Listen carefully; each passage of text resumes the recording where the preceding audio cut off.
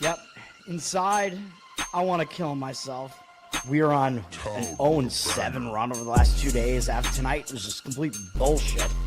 So that's how I'm going to start off this show. Horrible Sunday, 1-5. I don't even know what to tell you about that. I just don't want to do this anymore. I have never seen anything like this, man. With the slump continuing, 2 straight losses, not a good day at all. 0-4.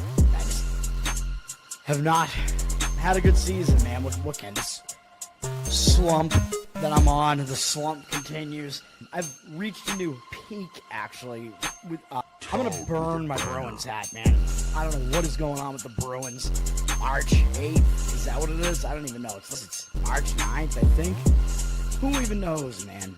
I don't know what day it is anymore. I don't even know what day it is anymore, man.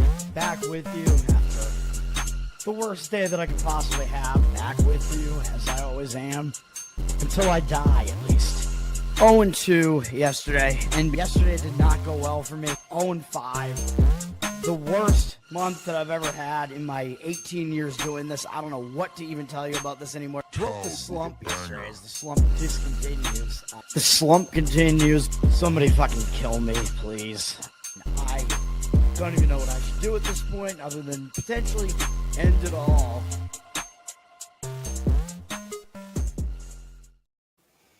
What's up, everybody? It's Toad back with you.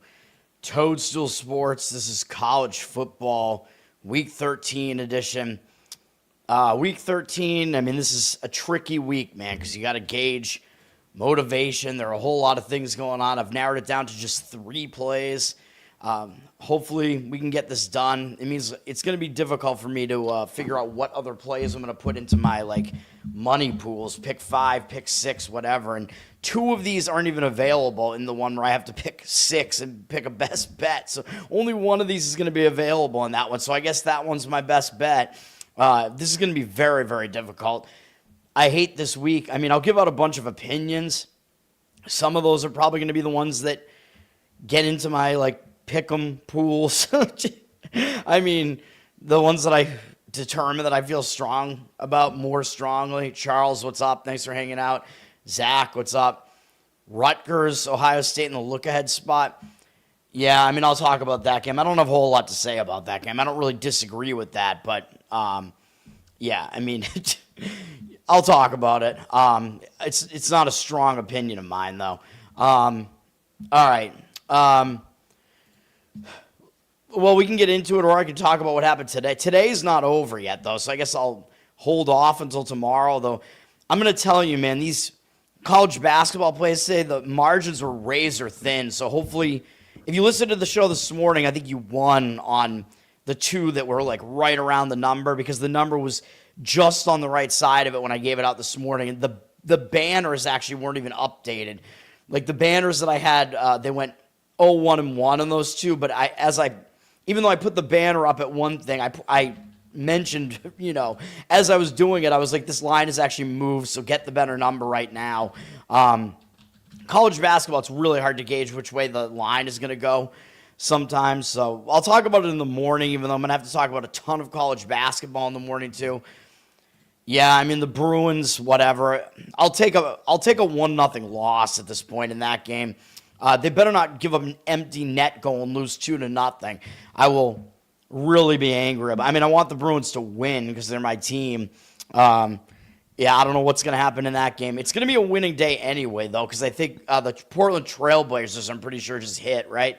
I'm pretty sure they did. I don't know. They better have. All right, let's talk about college football here. College basketball is going to kill me tomorrow morning, though. By the way, Florida State, I don't know if you saw this game tonight. They muffed 2 punt returns, not even the punt returns, but the catches. They muffed 2 of them. It's ridiculous. And then, yeah, UNLV, I think I'm going to be correct about that unless something really crazy happens, although I guess it could. Not one of my plays, though. Non-conference basketball? What do you mean? Not power conference? I'm going to do it anyway. Wherever I see the situation, I'm going to do it. And actually, the opposite is true because you find numbers that are off in the smaller conferences way more often than in the bigger conference, even though I have a better gauge on the bigger conferences. The smaller conferences, there are too many games. The books can't, like it's just impossible to gather all the information. So if you have some information like about these teams that might not even be out there, like, yeah, the books, I mean, because the public doesn't get involved in those, the numbers are going to be way further off in some of those smaller conferences. So no, I disagree completely with that. The smaller conferences, you can find much better numbers. It's just that I have a better feel for the larger conference teams and like how the scheduling dynamics work there. All right. College football, I'm going to get into it. Lot to cover. All right, we'll start with Rutgers and Ohio State because BC, I think, isn't playing this week or whatever. Yes, Ohio State, number one in the country, rightfully so. 10-0, 7-0 in the conference. They got Rutgers here. I do agree with, Zach talking about, yes, Portland won straight up. Hell yeah. All right, my NBA continues to crush.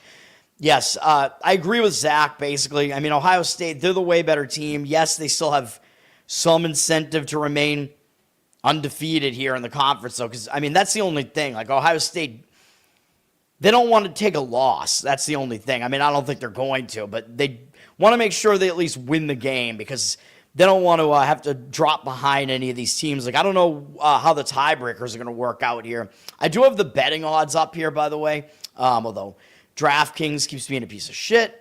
But yeah, like these are important. Like when we get down to these final weeks, it's like which teams are even still alive, basically in the Big Ten. You know what I mean? Like there is a chance that Ohio State misses out on the conference championship if things go really haywire. I mean, again, I don't think they will. They don't need style points really. They're going to make the conference. I mean, they're going to make the playoff. You know, whatever.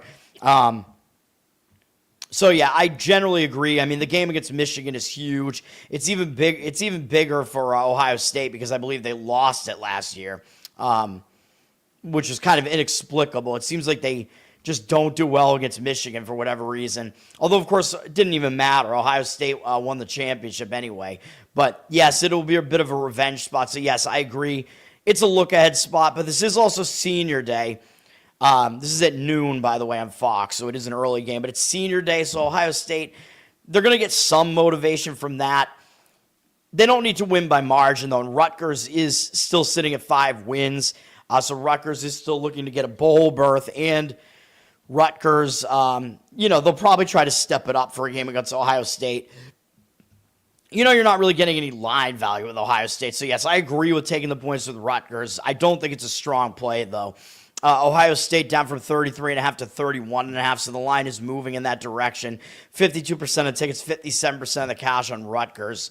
Don't have a whole lot else to say about that, but yeah, I mean, I will have a soft lean in that direction. All right.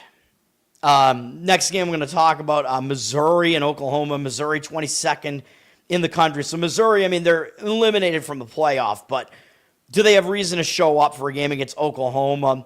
I think they do. I mean, it's a big game for Missouri. Like, I mean, when you're not really going anywhere like Missouri, you know, they're already in a bowl of some kind, but they can't move up anymore. They're not going to get into the SEC championship, whatever. They already played their senior day last week against Mississippi State. So what do they have left to get up for? Well, they could play spoiler for Oklahoma. I think they will still show up for this game. And it's a double-edged sword here because I wanted to play Missouri in this game, but now I have reason to stay off of it, which kind of angers me because I kind of liked how this set up for Missouri. Like, they were coming off breaking a loss streak. They got that win on senior night. I thought this was going to be the last game on Missouri's schedule where they'll actually show up and play well. You were getting a lot of points with Missouri, and I think this is going to be a low-scoring game because you're looking at two pretty good defenses here. Teams that are better defensively than offensively. Missouri runs the football well. They don't pass it as well. For Oklahoma, this is a bad spot for Oklahoma because they just pulled off multiple big wins in a row, including beating Alabama last week. I mean, that's a huge deal. I think Oklahoma actually came out of a bye before that. Yeah, they did. So really, last week, huge win for Oklahoma. I mean, you go into Alabama, into Tuscaloosa, and you pull off the upset. massive. So yes, it is a letdown spot for Oklahoma. It's also not their senior day. Their senior day is next week against LSU. This is at noon on ABC, by the way. I have no idea if it's college game day or not, as usual. I have no idea where game day is. But yes, I do think it's a letdown spot. The thing is, Oklahoma, I believe, could still make the conference championship here. And because they're 8th in the country, of course, they could still get into the playoff. So they can't really afford to lose. So I'm not entirely looking to fade them. I was thinking about doing it, but now the problem is this line has dropped. And yes, I do think that was a monumental win over Alabama. So that was basically the reason I was looking to fade Oklahoma, potentially a letdown. But now, as you can see, Oklahoma's now dropped from a 9.5-point favorite to a 5.5-point favorite. It did drop legitimately in the market down to about 7.5. But now the reason for this line move is because Missouri's quarterback is coming back, Pribula. And now it looks like some of the money's coming back on the Oklahoma side. Because the line now has dropped so much that I think some of the professionals now consider that to be an overreaction to Missouri's quarterback coming back. And now at the lower number, some money's coming back on the OU side. 67% of tickets, 75% of the cash now on Oklahoma. Nate, what's up, man? Thanks for hanging out. I don't even know how to pronounce that. I won't even try. But yeah, so now, I always talk about this. Now, Pribula's coming back from Missouri, so that does put them in a reverse injured player theory spot now, because when a team's quarterback comes back, he has to kind of get back up to speed. The team has to adjust to him being back. Sometimes the team can ease up a little bit when he comes back, and usually the line overreacts to it. Although I will say that if Missouri's going to play Pribula in this game, that does mean they're trying to win this game. So that does at least tell you that Missouri is not packing it in, for the season here. They're going to try to win the game with Pribula back. I'm actually surprised that he's back because he had that bad ankle injury or whatever against Vandy, where Vandy intentionally rolled his ankle, which I thought was BS. Not just because I gave out a losing play on Missouri in that game that was really close to being a winner, but yeah, I mean, I don't know what I would. In this game, I guess I would say, I still want to lean towards Missouri in this game because you're getting points with Missouri. Missouri is a really good defense, and they run the football. And it's going to be a low-scoring game, so the points are at a premium. I think I would still lean to taking the points with Missouri, but I don't want to do it at that lower number, especially not, but also not with their quarterback coming back, which those two things go hand in hand anyway. So I have to pass, although I think if I was going to play this game, I would actually play the under if I was going to play this. It's down from 43.5 to 42.5. 67% of tickets and only 50% of the cash on the over. I think Missouri's offense could maybe struggle a little bit. They could be cold out of the gate with their quarterback coming back. And for Oklahoma, Mateer just has not been good since his injury, man. So you're actually getting two recovering injured quarterbacks playing in this game. I think both teams are going to look to run the football. They're both going to be playing defense. It might be kind of a tightly played contest. Almost like a playoff game. Under definitely makes sense to me in that game, which I think is actually better than the side at this point. But you know me, I'm not giving out totals in basically anything besides baseball. So that's just the way that it is. It's the way I've basically always done it. I'm 0-1 with the college football totals this year. So I'm like, I just want to focus on my favorite sides. So it's a very light card, but it is what it is. Number 13, Miami, is at Virginia Tech. Miami, they could still make the playoff. And I believe they still have a chance to get into the conference championship. They'd need some help. But I do think because Miami's in a situation where that is the case, they don't control their own destiny, really. Yes, the Bruins scored. Yes, I don't have it on over here. I have ESPN on over here, but yes. Dude, my team, I want them to win, baby. Hopefully for whoever was throwing the prop out there on Pasternak, hopefully it was him, although it's probably unlikely that it was. But yes, Miami, they're in a situation where they need to win, but they also need help, I think. So I think that means they can play a little bit looser. I gave out Miami on the show last week, though, and they had that easy win over NC State. That was Miami's senior day, or senior night, I think. I think it was a night game. NC State was coming out of a bye off of their huge upset of Georgia Tech. So I thought that spot screamed Miami to me, so I gave it out. We got the easy winner with Miami. Now they are going on the road here. For Virginia Tech, though, I think they do have incentive to step up and play spoiler here. Virginia Tech, they're coming off an ugly loss to Florida State.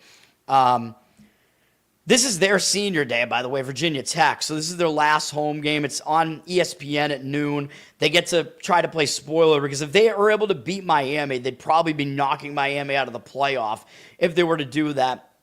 I have a couple of issues, though. I mean, yes, they do have Virginia up next. And Virginia, I mean, when you're Virginia Tech, Virginia's a huge deal for you. I mean, that's a rivalry game, in-state rival. That's going to be rivalry week next week. But does that mean Virginia Tech is going to overlook senior day against Miami? I don't really think so.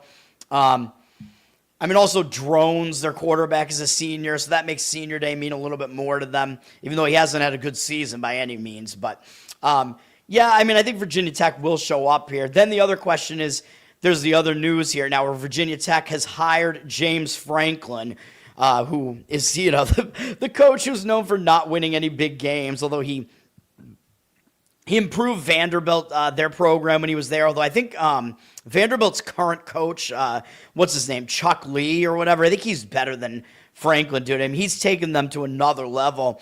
Franklin, we know, I mean, he got fired from Penn State this year. They just about had it with him. I mean, he just doesn't win big games, dude. But what's the atmosphere going to be like at Virginia Tech here? Like, are the players going to be excited? Like, the ones that are coming back next year, do they want to play for James Franklin?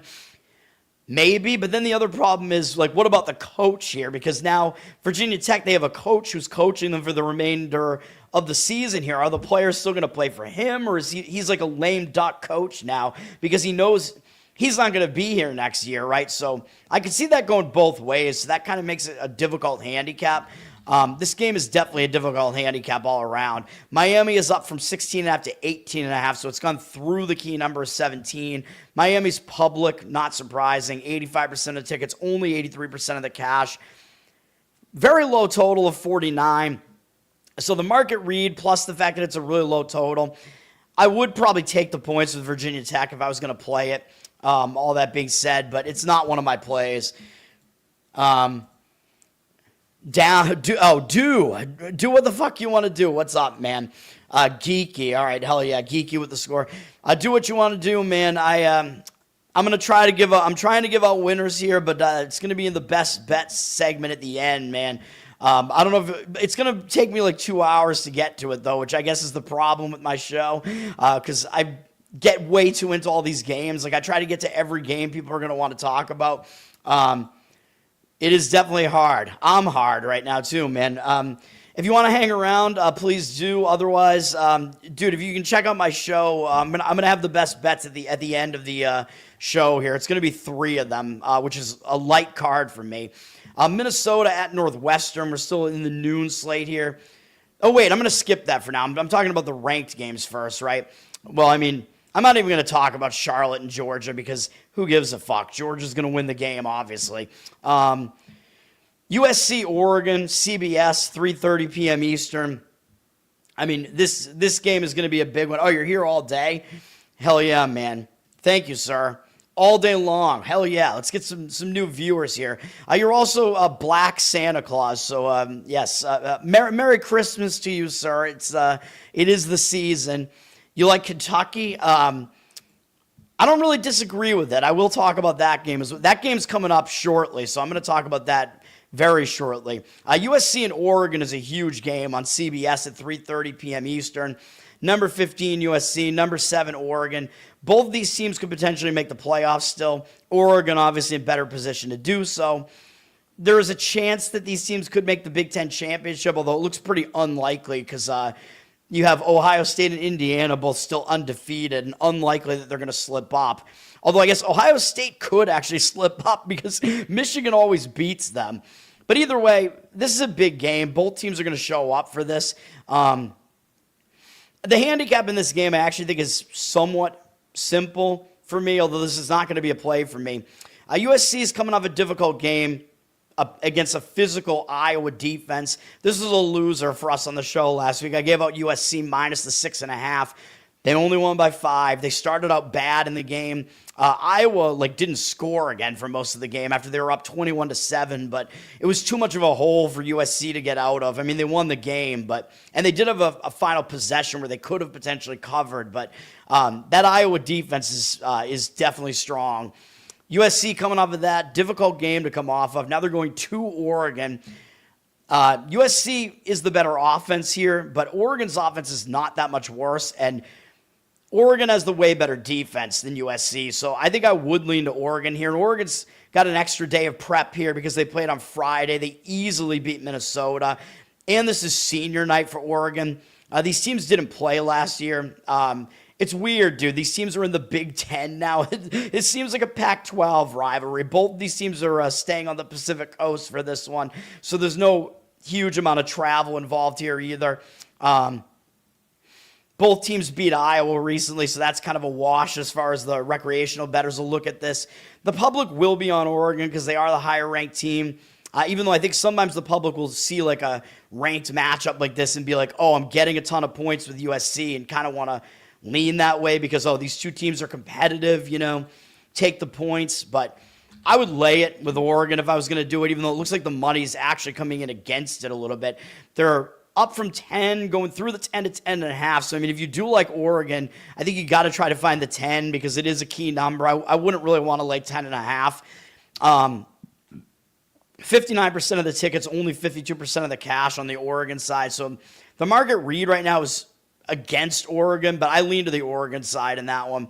And again, 10, the key number. So I would look out for that. Try to find that if you can. The New Mexico line, which one? Oh, there is a reason why that line moved. I'll talk about it. I am the hardest. That's right. Where did we get that? Was a clip from Tower Gang that was one of our Tower Gang drops, right? Where did we get that from? It was Clint saying I'm the hardest. Yeah, man, I miss Tower Gang. Long live Tower Gang, man. USC versus Oregon. Yep, that's right. Syracuse, Notre Dame. I don't have a whole lot to say about this, although because Notre Dame they're in pretty good position to make the playoff now, but they might still think that they need style points. This is their final home game. I mean, they're coming off a good win last week in College Game Day, which was a win for us on the show, where I told you, Pat Narduzzi, I played the clip for you, where he basically said, my team doesn't even care about this game, Pitt, because it's not an ACC game. I was like, yeah, Notre Dame's going to kill them. And it was not even as close as the final score looked. Good win for Notre Dame, but this is senior night. I expect Notre Dame probably to blow out Syracuse in this one, but are they going to cover the number? I don't know. The thing about Notre Dame is they do have to kind of keep blowing teams out to make sure they make the playoffs because they're not in a conference. Syracuse sucks, although Syracuse, I guess if they're going to show up for a game, maybe it'll be this one, but this Syracuse offense has been completely inept since Angeli or whatever his name is, their quarterback, went down. If Syracuse is going to show up for a game, it will be this one, I guess, to finish off the season and try to finish the season on a less embarrassing note, even though they do have a senior night against BC next week, which is a more winnable game for Syracuse. Syracuse is not going to a bowl this year. But do you want to lay 37 with Notre Dame, a team that does still run the football a lot and play defense? I personally don't. They're up from 34.5 to 37, 75% of tickets, 79% of the cash on Notre Dame. If you forced my hand, I would actually probably still lay the points in that one. It's a game that looks like it could get out of control, and Notre Dame might actually be incentivized to run up the score, but I don't want to touch it. That's it's just not something I want to get involved in. Tower Game for life, yeah. That's right. Zach, go Irish. I'm not personally a fan. I know Shane Gillis is. We got you. I know a couple of Notre Dame fans, but yeah, Angeli against his former team. I don't believe he's back. I don't think he's coming back. So ESPN, 3:30 p.m. Eastern. By the way, that Notre Dame game's on NBC and Peacock, if you care, at 3:30 Eastern. 3:30 Eastern, ESPN, Kentucky and Vandy. This is the one that Black Santa wanted to hear about this game. Vandy is 14th in the country. Vandy does still have a chance to make the playoff, though, so that's why I hesitate a little bit, because I agree with whatever his name is, do what the fuck you want, whatever his name is. I agree with him on the Kentucky side here. Vandy, they went into a bye, so they had a bye last week, but they went into the bye on a good note, and it pissed me off because I gave out Auburn plus the 6.5 in that one. The 7 never came up in that game. There's absolutely no way that Auburn should have not covered that. Goes into overtime, and they lose by 7. I mean, come on, man. So Vandy, they got that win over Auburn. They went into the bye on a good note, which I think is a bad thing because when you go into the bye on a good note, it's like you don't have anything to fix. So, like, what do? Like, you don't use that bye effectively, typically. And they do have a huge game against Tennessee up next. I know Vandy's ranked higher than Tennessee, but Vandy always gets up for Tennessee. Vandy is still the little brother to Tennessee, like, basically always. So there is the potential they overlook this, although Vandy, they could still make the playoffs, so they can't really they can't lose this game. If they lose this game, they're not going to make the playoff. Even if they win, I don't know if they will, but they have a decent chance to do it. We can look at that right now, actually. Like, what's the chance that Vandy makes the playoff? They're plus 400, so that's not bad, actually. So they do have some incentive because of that, and this is senior night or senior day or whatever, so that's kind of an incentive. So this one doesn't make my card, although for Kentucky, they're trying to become bowl eligible here, although I think they were in a bowl last year. They do have Louisville up next, which is probably a more winnable game, even though it is also on the road. That is a big rivalry, but you got to figure Kentucky's going to show up for Vandy. Kentucky basically had a bye last week. They won against Tennessee Tech, but I think that's better than a bye because that continues your momentum, right? Because you have to prep for a game still. You get out and you play that game, so it's not going to stop your momentum, you know what I mean? Whereas Vandy's bye might have stopped their momentum. Kentucky played through, which I do like. So I agree with the Kentucky side here. It's also going to be a line that's going to look way too easy to play Vandy. Like, they're down from 9 to 8.5. Like, it looks so easy to lay the points with Vandy, right? Like, and ranked 14th in the country at 8-2 against a 5-5 team. It looks so easy to lay those points. 74% of the tickets on Vandy, 51% of the cash, though, on the Kentucky side. So looks like kind of a pros versus Joes situation where the pros like Kentucky. I'll agree. Vandy, I mean, I keep talking about how I think they're overrated, which I still think that. But some of these teams that I say are overrated just keep, like, owning me, like BYU. So, there is that. But like BYU, Virginia, Vandy makes that list. I think these teams are still overrated, man. So Pitt, Georgia Tech actually is more overrated than Pitt, which I'm going to talk about. I will definitely talk about that game. Yes, sir. Thanks for hanging out, man. South Bend, well, I mean, they had Pete Buttigieg as their mayor, and their town, the name of the city sounds like it's like a downward bending dick or something. The South Bend. I don't know, man. Pros versus Joes. I don't remember that being a show, but all right, yeah. We have Arkansas and Texas on ABC at 3:30 p.m. Texas, 17th in the country, man. It's looking dire for Texas. They're not totally out of it yet. I mean, they're 15-1 right now to make the playoff. It's looking pretty dire, but I would say that there's enough of a chance remaining there that I don't think they're going to be like in dream crusher mode, I wouldn't say. But still, I mean, that was a tough loss to take last week, man. They lost real ugly to Georgia. I thought that Georgia was going to win the game and cover, but I didn't expect 35-10. And now Texas, they do have Texas A&M to finish off the season next week, and that's going to be a huge game too. So it is possible that they overlook Arkansas here, man, and maybe you do see a kind of a defeated Texas team here. Texas is the way better defense, so there's no question about that, and I usually do like defense over offense. Arkansas has the better offense. Arkansas is probably going to show up, although they are coming off a tough game. We had Arkansas on the show last week. They covered for us, and they debatably should have won the game outright against LSU. They're winning a lot of that game, so I wanted to get the outright win, hit on the money line, but whatever. We took the points. We got the win there with Arkansas plus the points. So now it is kind of difficult for Arkansas, too, because they're coming off that LSU game. LSU is a tough defense, man, and now another physical defense on the road. So I don't really love how the spot sets up for Arkansas, although you got to think they will try to show up for this because they're still looking for their first SEC win, and, they're the only team that doesn't have one in the entire SEC, which I still think they might not be the worst team in the SEC, though, which I talked about last week when I talked about that LSU game. So, yeah, I think they'll show up at least, but it's going to be a little bit of a difficult turnaround from facing LSU, although, again, Texas did also face Georgia last week, so it's going to be difficult to come back from that, too. The money is all coming in on Arkansas, and it looks like it was initially Texas minus 10, so I guess you could have had that key number of 10 at some point. It's still above 7.5 at 8.5 here on Texas. 69% of the tickets, only 57% of the cash on Texas, so the money is saying to take the points with Arkansas. The total is headed upward, actually, and I actually think it's an odd situation where because the team getting points is the better offense, I actually think Arkansas is correlated to the over here, and the money is coming in on the over. Seems like a very high total for a Texas game at 58. So the odds makers are kind of telling you something that they kind of think Arkansas is going to be able to put up some points here, even though Texas's defense is very good.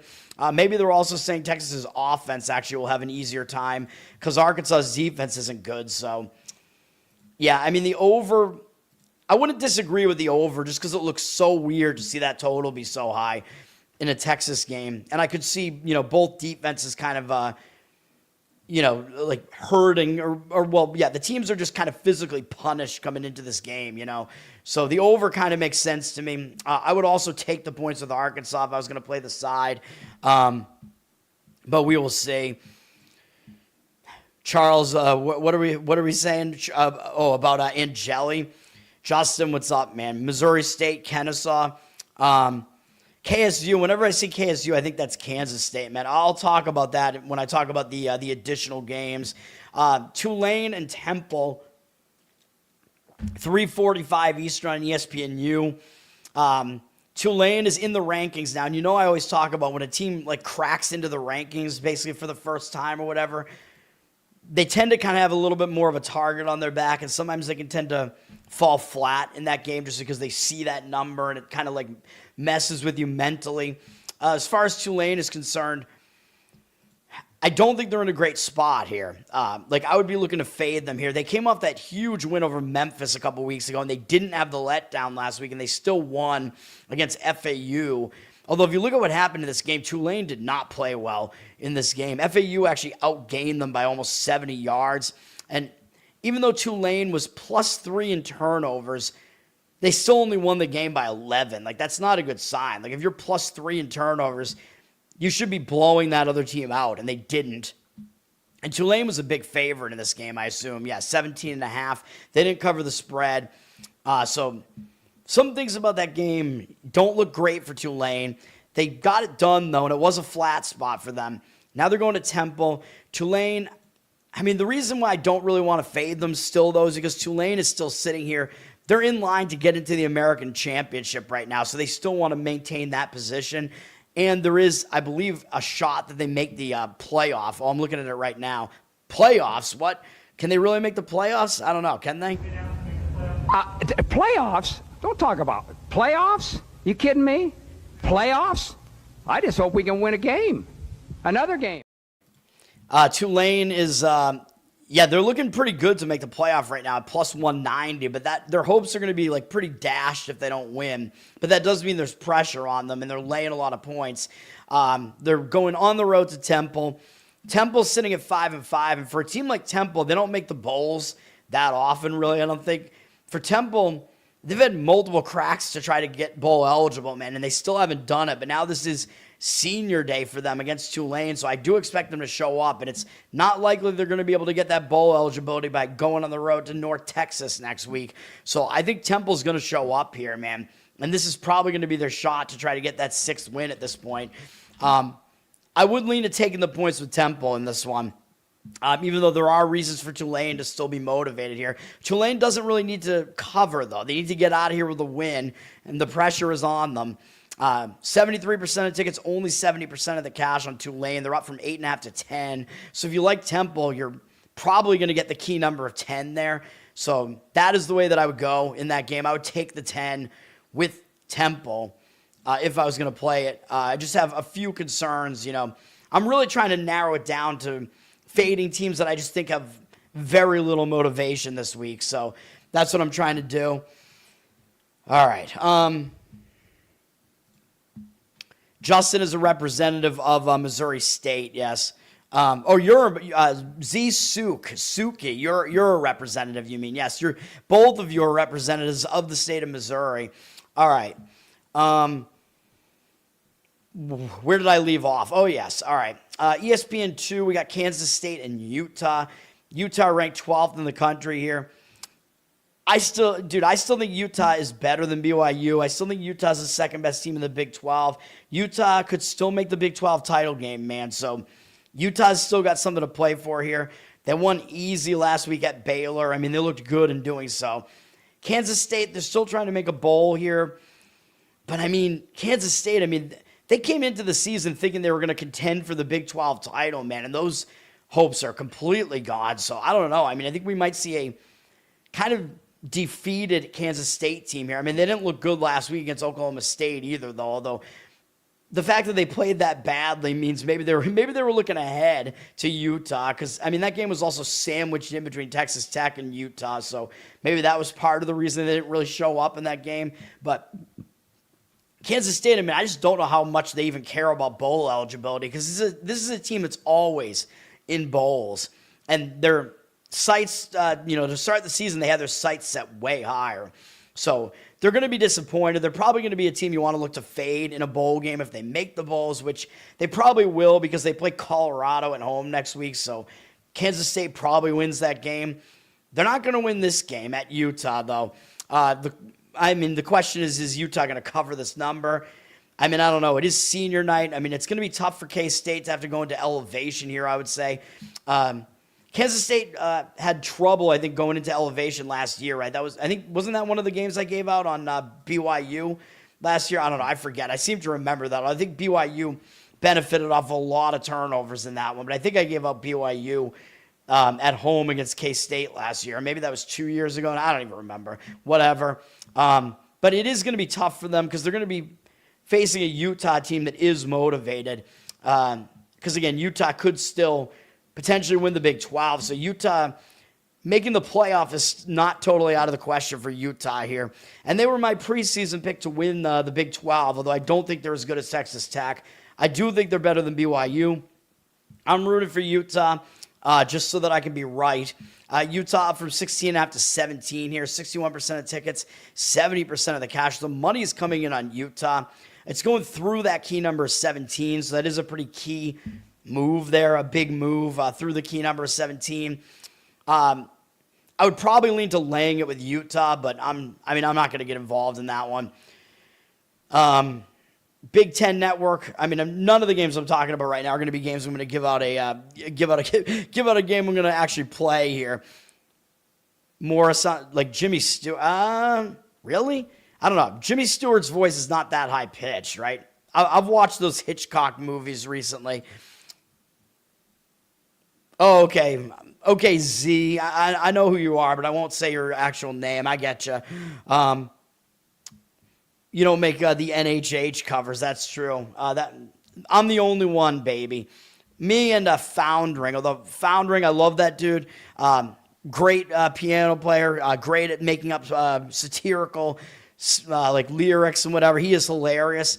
I think my cover of NHH is better than his, though, because he didn't sing it. So, and then I think when he did, I think he parodied it or something. I don't know. That's the only negative thing I'll say about him, though.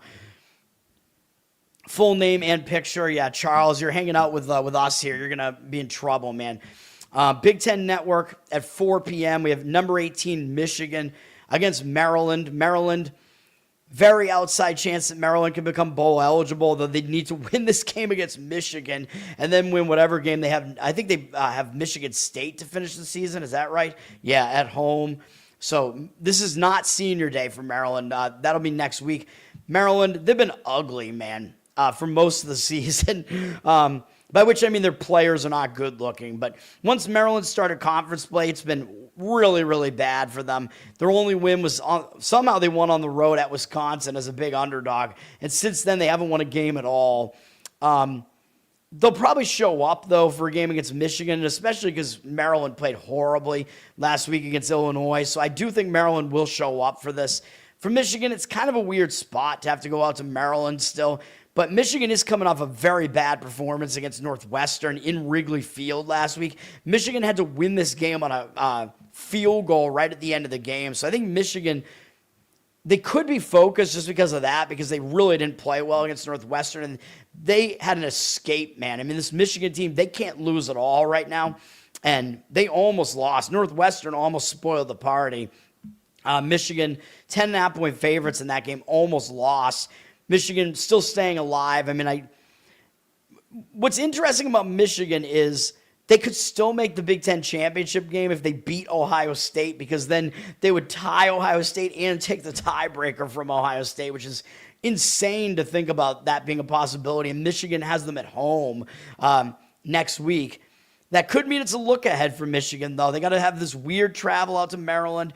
Ohio State's going to be a huge game for them, man. But they do have to win this game against Maryland for that to be a possibility. But it is kind of a tricky spot for Michigan, even though, yes, they are coming off an ugly game there that could refocus them a little bit. I would probably take the points, though, if I was going to play this, although the money is saying otherwise. Michigan's up from 12 through the 14 now. 57% of the cash on them. 51% of the tickets on Maryland. Maryland being public makes absolutely no sense to me. You got to think the public is going to be on the Michigan side of this one. I don't see how they couldn't be. And you're getting 2 touchdowns at home with Maryland, and you're getting a low total in this game, too, at 46.5. So I do like taking big point spread underdogs in games that have low totals. So I would probably lean to taking it with Maryland, but I don't love it. Yeah, so it would be hilarious, though, if it comes down to Michigan beating Ohio State next week, and then Michigan gets, because I said in my preseason show that I did say Michigan was, they were kind of my like outside shot at winning the Big Ten that I gave out, I think, if I remember correctly. All right, 4 p.m. Fox, TCU at number 23, Houston. Houston's sitting at 8-2, 5-2 in the Big 12. Houston, they could potentially make the Big 12 title game still. They need help. So they are in a situation where they might be able to play a little bit looser, because they're probably not going to make it. They're not going to make the playoff, but I don't know if they expected to. Like, I think Houston, I don't think they expected to even be in position to make the Big 12 title game this year. So I think they're kind of free rolling here. So I think they might play a little bit loose, but TCU, I think, is going to step up their game against them too, though. I mean, this is a big game. I think both teams will show up. It's a big Texas rivalry type of game here. TCU got absolutely annihilated at BYU last week. So TCU is coming off looking really, really bad, whereas Houston went down to UCF, and I thought that was a really tricky spot for Houston at UCF, and they got the win anyway somehow. So I think the spot actually looks a little bit better for TCU to bounce back, and I think you're going to get maybe some line value on TCU. Because they looked so bad last week. And interestingly, the odds makers are actually telling you Houston's not even the better team here, because they're lined as a 2-point favorite at home, and it's actually down to 1. Money coming in on TCU. 55% of the tickets on Houston. Public's going to come in on Houston. I mean, this is crazy. Like, pick the winner, and you're giving me the ranked team at home who has the better record. It looks so easy to play Houston here, right? I think it is it looks like a trap line, though. Like, the odds makers are telling you something different than what the rankings makers are telling you. They're telling you TCU is a little bit undervalued here. And then 54% of the cash coming back on the TCU side here.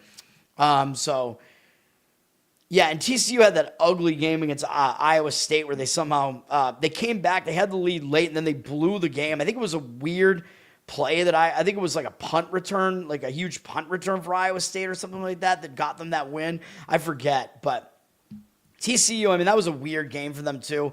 So public is just kind of off the TCU train here, but again, the odds makers are telling you that they're actually a lot better than the record looks here, or that Houston might be worse.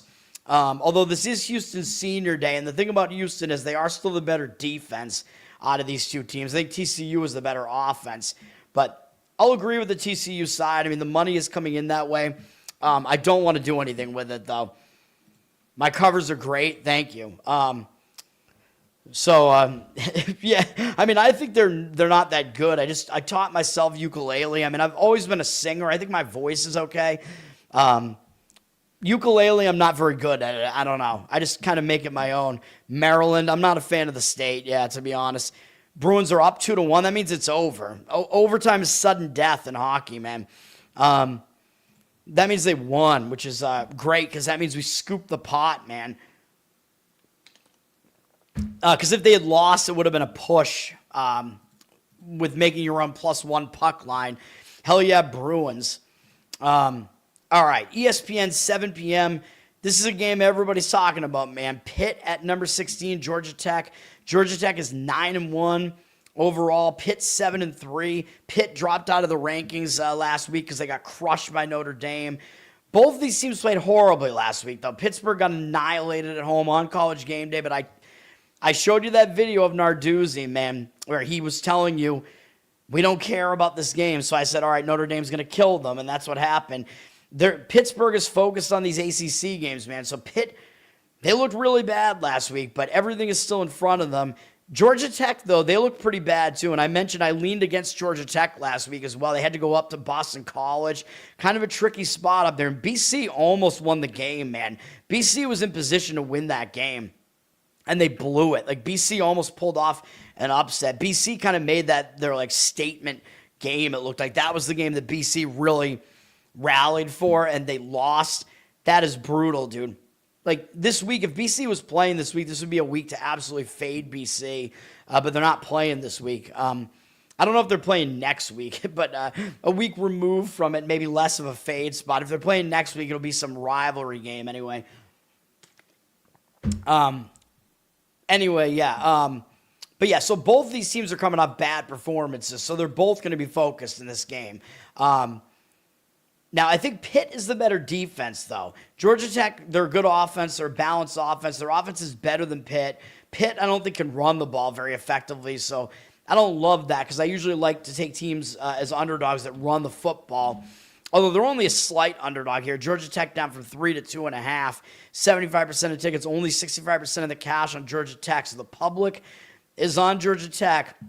I do keep talking about how Georgia Tech is overrated, although this is the overrated bowl because both of these teams are overrated. But the thing is, at this point, at 2.5, under a field goal, it looks way too easy to lay that with Georgia Tech, doesn't it? At home, when they're the ranked team, they've been ranked all year. They only have one loss. Everybody's going to consider them to be the better team, but the odds makers are telling you that Pitt might actually be the slightly better team here. And I think people are going to give Pitt less credit last week, even though they played the much better team in Notre Dame. I think people are going to think that that's worse, that they got annihilated by Notre Dame than Georgia Tech winning against Boston College, even though they had to escape, I think. But I don't know. But overall, I would lean to taking the points with Pitt in this one, man. It's also a high total, though. It's 60.5, but it has dropped. The money is coming in on the under in that game. I do see the under maybe being the way to go there as well because it looks like it might be a playoff type of atmosphere, even though I usually like to go over the higher totals, usually what I recommend. But in this game, maybe not. Again, I could see the teams kind of feeling each other out. Like an under early in the game might make a lot of sense because it's going to be like a playoff game. Because, again, this game has huge implications, obviously. Like the team that loses this game is going to be out of the ACC championship, I'm pretty sure, because Virginia is still in the mix there, and SMU could still do it. I think there's a shot for Miami to still do it too. Duke, I think it's possible, but Duke, I think, is almost certainly out of it, although I think it's mathematically possible that they still make it, but I think it's almost impossible. Maybe I'm wrong about that. You're going to upload a profile picture? All right. Change your name to Z, and then if Sook is your last name, that reminds you of. You remember the Simpsons classic episode, the one where Lisa is like, she's a vegetarian. We all know that. But the one where she's going hardcore vegetarian, like opposing the meat at the school or whatever. You remember that episode? Long time ago. And Principal Skinner is talking to the class, and he's like, we've had a number of complaints from a certain Lisa S.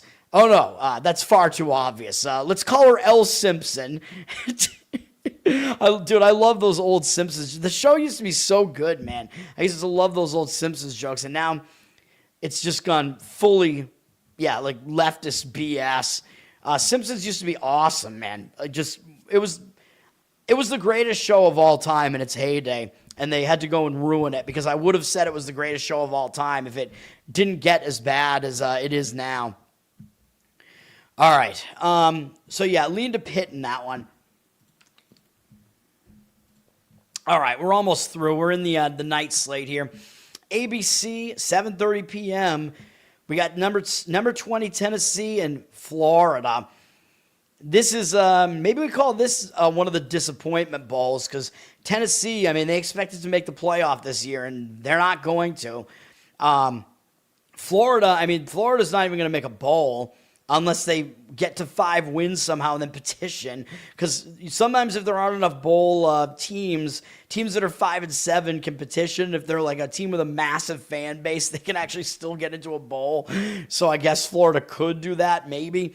But Florida might make this like one of their huge games, man. Because like Florida, I know they're a completely dead team, but I think they'll probably show up because it is Tennessee coming into their place. Although Florida does have Florida State up next. But, that is a huge rivalry. But, I don't know. To me, Tennessee almost seems like it matters a little bit more to Florida now because they're always, like, the better. Recently, Tennessee's been the better team over Florida State. And the last couple of years, at least. And Tennessee, they're in the SEC with Florida. Florida is coming off a game where they played Mississippi really tough, though.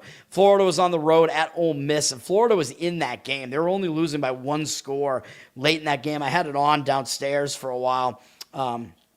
So Florida, it's going to be a tough turnaround time coming off of that game, though. And Florida, I believe they're playing Florida State at home, so I guess that is going to be their senior night against Florida State. So this is not their senior game. But Tennessee struggles when they go to Florida, man. I think Tennessee hasn't won in Florida for like 8 years or something like that. So Tennessee doesn't do well in Florida. Last year, I believe Florida gave them a big-time scare as well, if I'm not mistaken. Yeah, Florida took them into overtime in Tennessee last year, but is Tennessee going to remember that? I don't know. Is Tennessee going to care about this game? I don't know. They might care about Vandy more because they have Vandy up next, and that's going to be senior night for Tennessee. It's a big Tennessee rivalry. Tennessee's going to want to prove that they're still the big guy in Tennessee because I think Tennessee's going to have a little bit of anger because Vandy's actually ranked ahead of them now, which Tennessee is not used to seeing. So I think it is possible Tennessee just doesn't really show up for this game, man, against Florida. Tennessee, they don't really have anything else to play for. Like, they're in a bowl, whatever. They're not going to make the SEC championship game. They're not going to make the playoffs, so they don't really have much to play for. And Florida's so down this year, they just might not care. So I like Florida in this game. The only issue is that Florida's coming off a really tough game in their last game, so they might be a little bit fatigued. Tennessee's up from 3.5 to 4 here, but they're public, 65% of tickets, and 67% of the cash, so more of the cash than tickets, but it's a close percentage difference there, so you might see that flip around. I would probably take the points with Florida if I was going to do it. It's not going to be a play, though. The Simpsons should have ended 15 years ago. It was good up through, like, season, I don't know, maybe 14 or so. I think I'm in the minority even saying that, but if you look at some of the episodes that were in, like, seasons 12, 13, 14, whatever, there's some real bangers in there. Big Ten Network, 7:30 p.m. We have Illinois ranked 21st in the country against Wisconsin at Wisconsin. These teams are kind of just playing out the stretch. Neither team really has a whole lot left to play for. Illinois does have Northwestern up next, which is kind of a big, Illinois rivalry there. So Illinois might look ahead to that game a little bit. They might overlook Wisconsin having to go on the road here. Illinois has not been good on the road. They did beat Purdue on the road. Other than that, they got annihilated by Indiana on the road. They didn't do well on the road at Washington, although that was a tough spot having to go out to the Pacific Coast. But they haven't been good on the road. Wisconsin, it's been a lost season for them, although this is their senior day, though. With a ranked Illinois team coming in, I do expect Wisconsin to kind of show up for this one with not a whole lot left to play for. Although for Wisconsin, I don't even know if they have a quarterback at this point. As we've seen, they have major quarterback issues. They've had injuries. They've had their quarterbacks just completely unable to perform. But I would take the points with Wisconsin in this one. Illinois is down from 9 to 8.5. They're public, 67% of tickets, only 62% of the cash. So money looks like it's fading Illinois in this one and coming in on the Wisconsin side. I'll agree with that. Fox, 8 p.m. Eastern. BYU and Cincinnati. This is a big one because this does have Big 12 title game implications. Cincinnati can still make it into that game. They need some help, though, and they need to win against BYU here. BYU, of course, they have the inside track. They have to win, but they control their own destiny. And you know I talk about this, especially in the NFL. When a team controls their own destiny, the pressure is really on them, man. So sometimes when a team controls their own destiny, I mean, you'll see, like, the team is favored by too much sometimes. Like, there won't be line value on that team. There'll be line value going against them, and the pressure just becomes too much. You know what I mean? And I've been talking about how overrated I think BYU is. Still sitting with one loss at this point, ranked 11th. They're having to go to kind of an unfamiliar venue here to Cincinnati, and I think Cincinnati might be motivated for a couple of reasons here because they could spoil BYU's season, and Cincinnati could potentially get into this Big 12 championship, although it's pretty unlikely. They need a lot of the teams ahead of them to lose, but they could still do it. Cincinnati's coming off an ugly game last week. They lost as a favorite to Arizona, and they're staying at home. Cincinnati was 6.5-point favorites in this game. An ugly loss for them, and that was last week. So Cincinnati, they could be in a little bit of a bounce back mode here after that. And this is their final home game. So this is senior day for Cincinnati. So I do expect them to show up. BYU, of course, they do have to show up still. But BYU, I still think they look better than they actually are. They've been a little bit worse on the road, I guess. I mean, they struggled against Colorado on the road. They came close to losing that game. Only won by 3. Only won by 6 at Arizona, which I think went into overtime. Yeah, 2 overtimes. So they almost lost that game too. They've had a lot of nail-biters, man. Of course, we lost the game here on the show with Iowa State, which I thought that was a great spot to play Iowa State there. And Iowa State had the lead in that game, and then they completely fell apart after leading by multiple scores. That was also a road game for BYU. And then BYU took their first loss, a winner for us on the show with Texas Tech, also on the road. So BYU, I mean, they're not as good on the road. And they're coming off a win where, again, I think they probably look too good. I would probably look towards Cincinnati in this game. Maybe some of that is my anti-BYU bias, although that bias, I think, is it's not like just subject. Like, I mean, it's subjective, but it's not just what's the word I'm looking for? It's not just like based on emotion. You know what I mean? Like, it's based on like seeing BYU like lower in the power ratings than they're ranked like all season. Like the guys that do the power ratings, the odds makers, whatever, keep telling you that BYU is not as good as their ranking. BYU here is laying 2.5. It's almost up to 3. If you like Cincinnati, I think you got to take the +3 here because 3 is a key number. 78% of tickets, 84% of the cash on BYU. So they are public. Some of the cash looks like it's coming in on that side to begin with as well, but I would probably fade them if I was going to play it. I do think the over also makes sense in this game, though, and maybe makes more sense than trying to play the side. Total is all the way up to 56.5, though. If you like the over, I would not let it get to 57 at least, because 57 is a key number. 56 less so. 92% of tickets, 98% of the cash on the over. I mean, Cincinnati is an over style of team. Like, they have a really prolific offense, and they don't have a good defense, so that alone, it kind of makes sense to start looking over.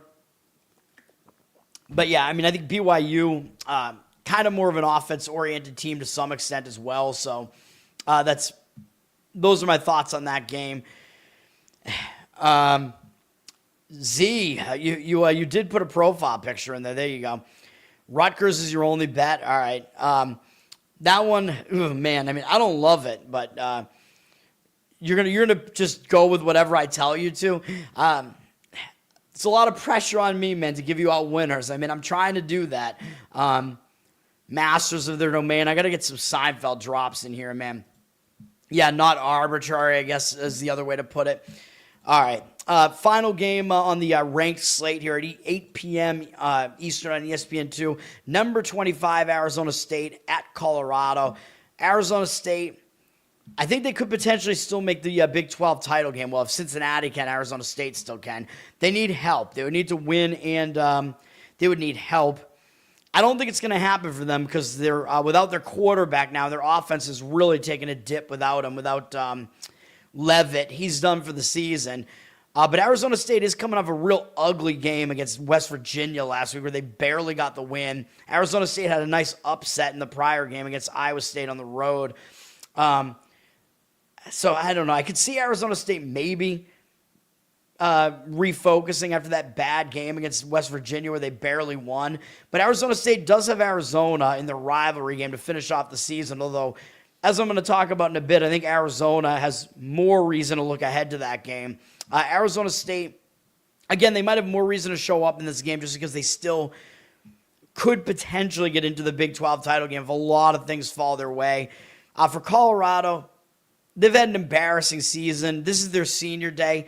I do expect them to show up. I mean, players will probably try to show up here for Coach Prime. Colorado just lost to that same West Virginia team. So I think people are going to look at that. The public's going to look at that. They're going to see Arizona State with a way better record. Arizona State ranked. The public's only going to come in on the Arizona State side. And then, oh yeah, Arizona beat West Virginia, even though they barely did. But West Virginia, of course, beat Colorado. So the public's going to see all that too. For Colorado, I believe they're coming out of a bye, right? Yes, Colorado's coming out of a bye, so that will help them a little bit as well because they went into the bye on a really bad note, losing 3 games in a row. And when they played at West Virginia, their like equipment truck or something went the wrong way and got stuck twice, I think, both on the way in and out, something like that. Very, very strange. Not knowing how to drive in Morgantown. But yes, I think that bye will help Colorado, and they might treat this like their bowl game because it's senior day. They're not going to a bowl this year. They should show up, so I would take the points in this one if I was going to play it. The money seems to definitely agree with that. Arizona State down from 7.5 to 7. If you like Colorado, you might still be able to get 7.5. You got to at least get 7 here. 71% of tickets on Arizona State, 72% of the cash on Colorado. Yeah, I would take it with Colorado, and I think that's it. The only other thing I wanted to look up is I forget if Temple is coming out of a bye or not. Because if they are, that makes that spot a little bit better. Yes, they are. By the way, I forgot to mention that. So Temple against Tulane. Temple went into a bye on a 2-game loss streak. So again, I talk about this. When you go into a bye, the bye can break whatever momentum you currently had. So going into the bye after you've lost multiple games is good because the bye can help you fix things. So Temple is coming out of a bye that I think will be helpful. So that helps Temple in that game against Tulane. So I do like Temple in that one. Delaware State? You mean Delaware, right? San Jose State? You probably mean Delaware. Delaware is up in FBS now. Delaware State's in FCS. I don't know what's going on with Delaware State in football. I don't even know if their games have lines on them. But yes, Saab, if that's Delaware, I agree with it. I probably agree with San Jose State as well. Third one, Minnesota. You're on Minnesota as well. I also agree with that, by the way. I was about to talk about that. That's the next game I'm going to talk about, I think. Yes. You're going with touchdown scoring props or something? What are we talking about? Gronowski on Iowa, Pavia on Vandy, Haynes King on Georgia Tech. I almost said Golden State. Georgia Tech, Bachmeier, who's at BYU. Sims, I don't even know who Sims is. Yeah, those guys score on the ground. Put my leans somewhere. I don't know, man. I mean, maybe. If you want my lean on every single game. Some of them might change, though, prior to the game. I don't know. I'd have to go through and remember. If you want me to try to, weigh the strength of them and, put some of the stronger leans out there, I guess I could do that, maybe. Guys who are going to play Wake Forest. All right. Yeah, let's get into the extra games I'm going to talk about. Hopefully this is not going to take too long.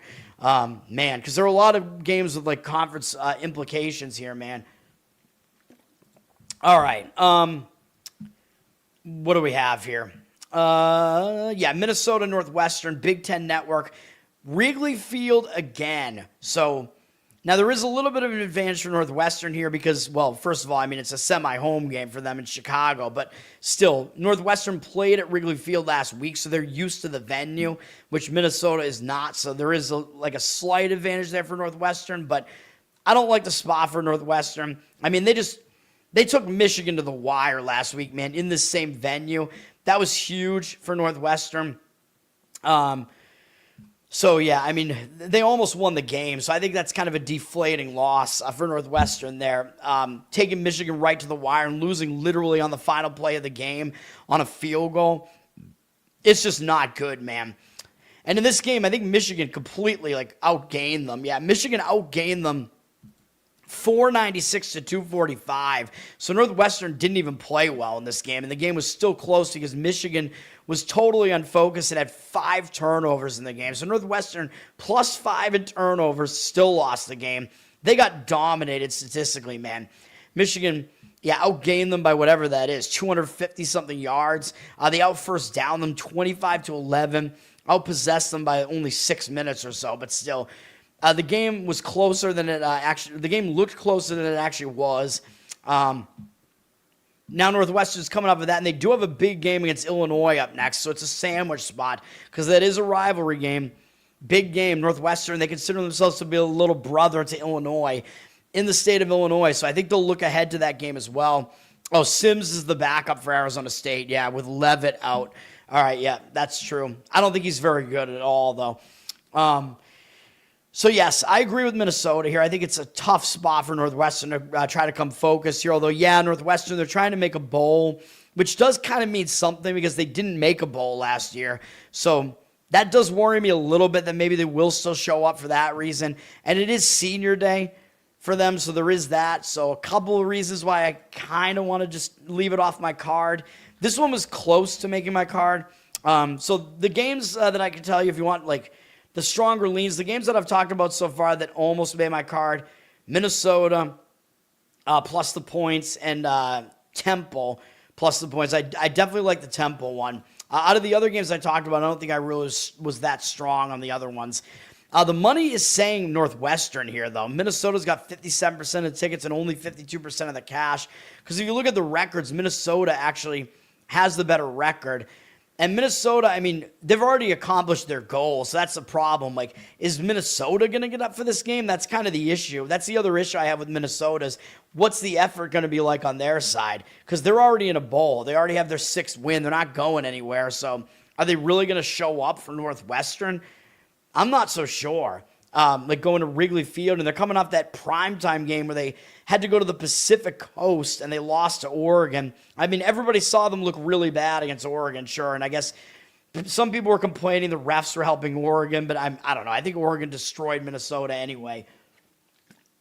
But that does make the travel spot a little bit tough, even though I think Minnesota does have an extra day of prep, but they're having to come back from the Pacific Coast, so that doesn't make it that easy either, so I do kind of worry about that side of it. Is Minnesota going to be totally focused here? So that's the other issue.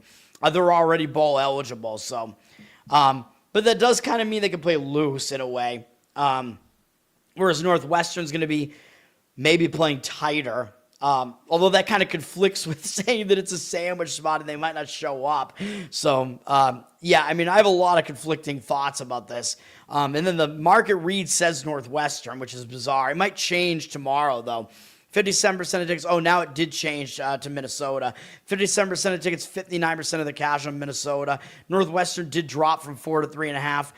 Now, the other thing about taking the points that is good here is this is a very low total of 40.5. So taking the points is better when it's a low total. Again, every point means more. So Sims runs, Colorado's awful, but I still lean towards them to cover in that game. Plus, Arizona with Sims, their offense, Arizona State, that's who's playing Colorado, right? Arizona State, their offense is just, it's not good with Sims out there. I know that's factored into the line, but you're asking them to cover a spread like that with a low total of 47 on the road and kind of a questionable spot. I mean, I would take it with Colorado. All right, ESPN2, Louisville at SMU. Louisville, I mean, they're effectively eliminated, man. Like, they have 3 losses now in the ACC. They're not going to be in the ACC title game. So I don't know how they're going to respond. They just had that big primetime home game against Clemson, and they lost the game. Now they're going to go to Dallas and play SMU, which I don't think is a place where they usually go. And to finish off the season, they have their senior day against Kentucky, which is a huge Kentucky rivalry game. So this is a bad spot for Louisville, dude.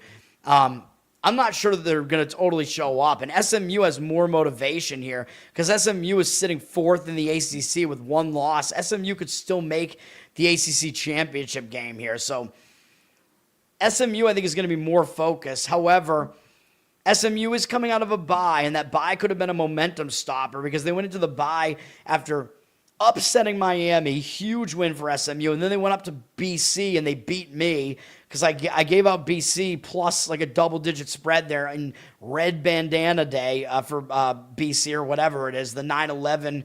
They honor a 9/11 like volunteer firefighter, I think, who was a BC lacrosse player. BC could not get it done for us there. So SMU went into the bye off of that, and I talk about how that bye can be a momentum killer. Which maybe it could be, although SMU, I do expect them to show up because it's senior day. They need to win to stay in contention for the ACC here. The only problem is that means the pressure is on them, and you're asking them to lay a price here up from 3.5 to 4. So I don't love it when a team, is like kind of in a must win and you're asking them to lay points. Like, there's going to be a little bit less value on that team because the public knows that as well. 67% of tickets, only 64% of the cash on SMU. I still lean to the SMU side here, though, because I just don't see what the motivation is for Louisville here, other than the fact that Louisville could spoil SMU's season. So I guess, is there motivation there for that reason? I don't know. I mean, did they play last year? Let me see. Oh, man, my neck hurts. Man, my voice hurts from doing these shows. Louisville did lose at home to SMU last year, so I guess that is one reason maybe that Louisville will show up if they care about that revenge factor. But, I mean, Louisville, they came into the season thinking they were going to contend for the ACC, man. That was one of their goals. They're already bowl eligible. And the fact that now they're not going to be able to get into the ACC championship game, I still think it's just a spot where I don't see where the motivation's really going to come from, other than maybe that revenge from last year. So I like SMU in that one slightly, but it's not a play for me at all. You're going to take Charlotte plus the points. I didn't even talk about that game. I don't even think that there's a reason to talk about it. I mean, of course, the spots, it's not a spot where Georgia cares about the game, right?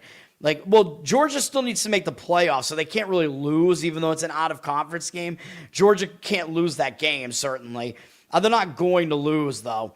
But Georgia could obviously win without covering. I think Georgia's going to get in, get out. I would probably take the points, but I don't want to get involved in that at all. Georgia is coming off the huge win over Texas, and then they have Georgia Tech to finish off the season next week, I think. So Georgia, I think they're done playing SEC teams, but I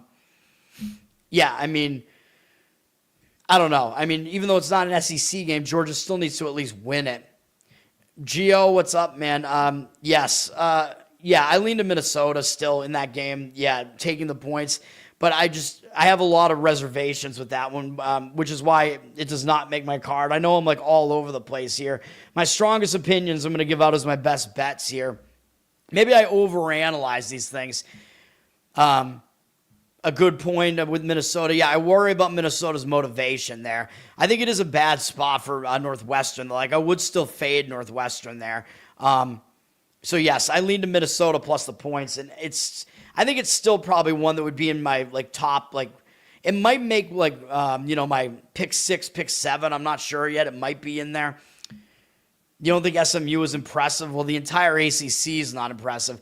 Yeah, I remember that game because I gave out a winner on Missouri State plus 28 in that game. That was a winner here on the show way back then. But you can't gauge what SMU is based off of that game because the entire handicap was that SMU was not going to show up in that game, and that is pretty much what happened. So that was a bad spot for SMU. So you can't just gauge it based off of that.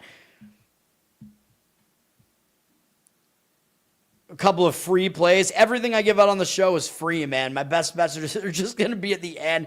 I'm giving out my opinions on every single game, man. I'm trying to, I don't know, I try to make it obvious, like what, like how confident I am in each one. All right, this next one up, Kansas and Iowa State at noon on FS1. This is close to being a play for me. I like Kansas in this game, plus the points. This one is close. Kansas, they're one win away from getting into a bowl, so there is that. They're 5-5, although, of course, the public knows that too. But in this case, Kansas is an underdog. So if you're getting an underdog that you think is going to give you effort, that's good. Kansas didn't make a bowl last year at all, so I think that's going to motivate them a little bit more to try to get bowl eligible here. And they're coming out of a bye, so I like all that. They went into a bye on a bad note, losing at Arizona, losing 3 out of 4. So I think they're going to use that bye to fix some things, man. Now they're going to Iowa State, and this Iowa State team, this is a deflated Iowa State team, man. I mean, they absolutely thought they were going to contend for the Big 12 title game here. I mean, Iowa State, they lost the Big 12 title game last year, and that was what kept them out of the playoff last year, losing to Arizona State. Iowa State had very, very high aspirations this year, and now those are all gone. And they also went into a bye, but they went into the bye on a good note, pulling off the upset at TCU. So Iowa State kind of showed up for that game. They got the win. It did break their losing momentum, so at least there was that. But going into the bye on a good note like that, I don't think it's a good thing, because I don't know that you really prepare anything and come out of there, like totally focus. And Iowa State, they're not going anywhere. They're not making the Big 12 title game, whatever. They're already bowl eligible. They got 6 wins. So they really have nothing left to play for, except the hesitation I have with Kansas here is that this is senior day for Iowa State, although Becht, I don't even think is a senior. He's a junior. Their quarterback there. Although I don't know if he's planning on coming back, or is he entering the draft or something? I don't know. I don't know if he's good enough.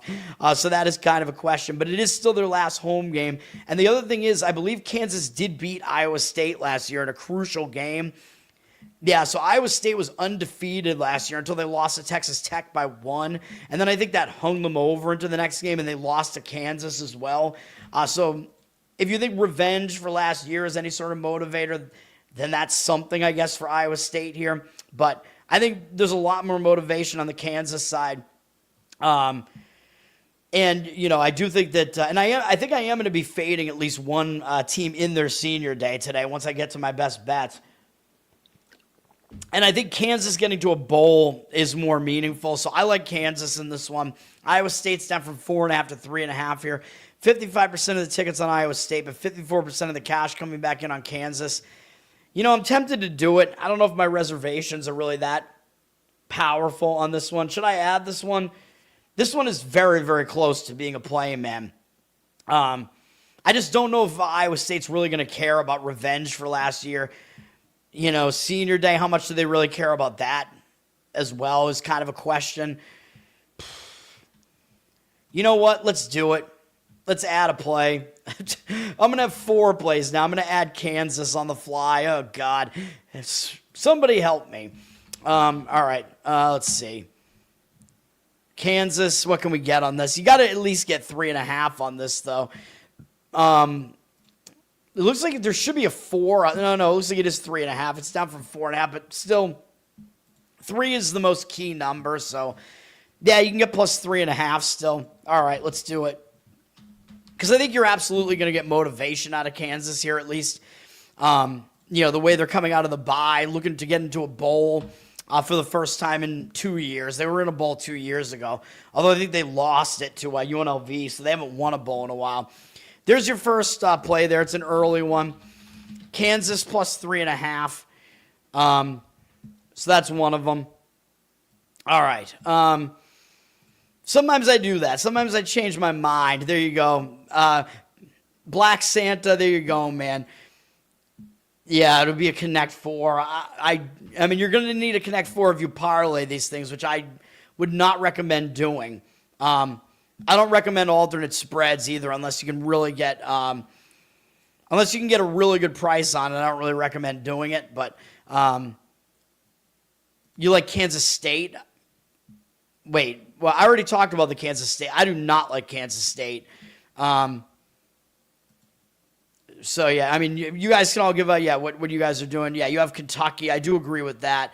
I already talked about the Kansas State one. You can go back and look at it. I don't like it at all. I think they're going to get blown out by Utah. I think Kansas State at this point, I think, is a very disappointed team. And they're going to get bowl eligibility anyway, I think, because they play like some crap team next week at home. I think Colorado. All right. Where did I leave off here? Too many games to talk about, man. Still my plays, besides the Kansas one, are still, we still need to talk about those too.